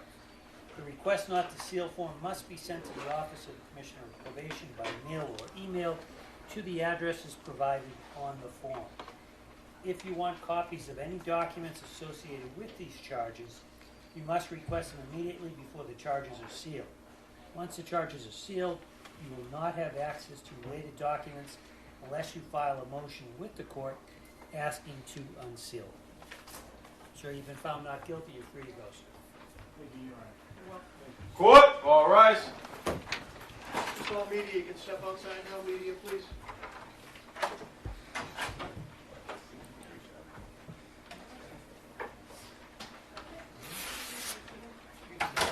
This court stands at a recess. You folks can set up outside now, okay? You can set up outside for me. Thank you.